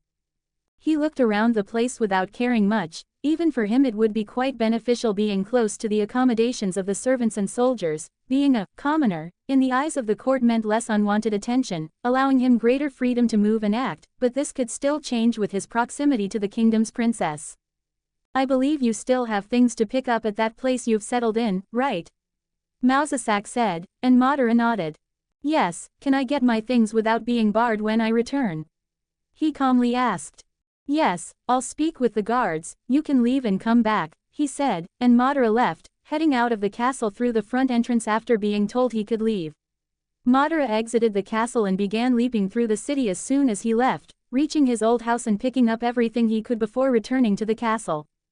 When he arrived, the guards were already aware of the strange child who would live in the lower rooms by the order of the mage himself, which attracted quite a bit of attention to Madara at that moment, especially when Cirilla's maid commented on the contact this unknown boy had with the princess. Madara didn't care about those looks and went towards his room, arranging things while he stored his kunais that he brought and saw that he needed a new sword too. Soon night arrived, and Madara didn't even go to dinner in the place where the servants ate. The next day, after Madara had settled in, he was surprised by Massacre, who sought him out again. "I knew you were awake," he said, and Madara just nodded with a curious look. Seeing this, Massacre said, "Well, I want to talk privately with you. Could you accompany me to my laboratory?" he said, and Madara nodded, already dressed and with a kunai at his waist. They returned to the laboratory, and Massacre went to a scroll with the city's map on his desk. "Well, I called you here for a matter of your interest," he began, and Madara approached, immediately understanding what it was about. "You've already taken down 2 gangs on your own, but there are still 2 more gangs in the capital involved in these kidnappings, a situation that even the army has struggled to combat with my investigation. As you said, there's a wizard involved in this, and I've been working since that time to find out who it is, but still without success," Massacre explained the situation. "We've been fruitless, but the Queen and I believe that, with your unique abilities, you could help us solve this problem more effectively, although I believe you were planning to do this anyway. But Cintra is willing to give you resources and men this time," he said. "You didn't even need to ask for that," Madara says. After all, this was an ongoing matter that he planned to start resolving as soon as he could finish the 3 jobs and enhance his system. This was the occasion at this moment, and it would be even easier when he has Cintra's soldiers giving support. "That's great, I've summoned the commander of the Royal Guard, we will meet him soon to discuss our steps to start this operation, but first, your reward for the jobs you did before this," he announced, picking up a bag, and Madara was hoping to reach 5% of his power with that.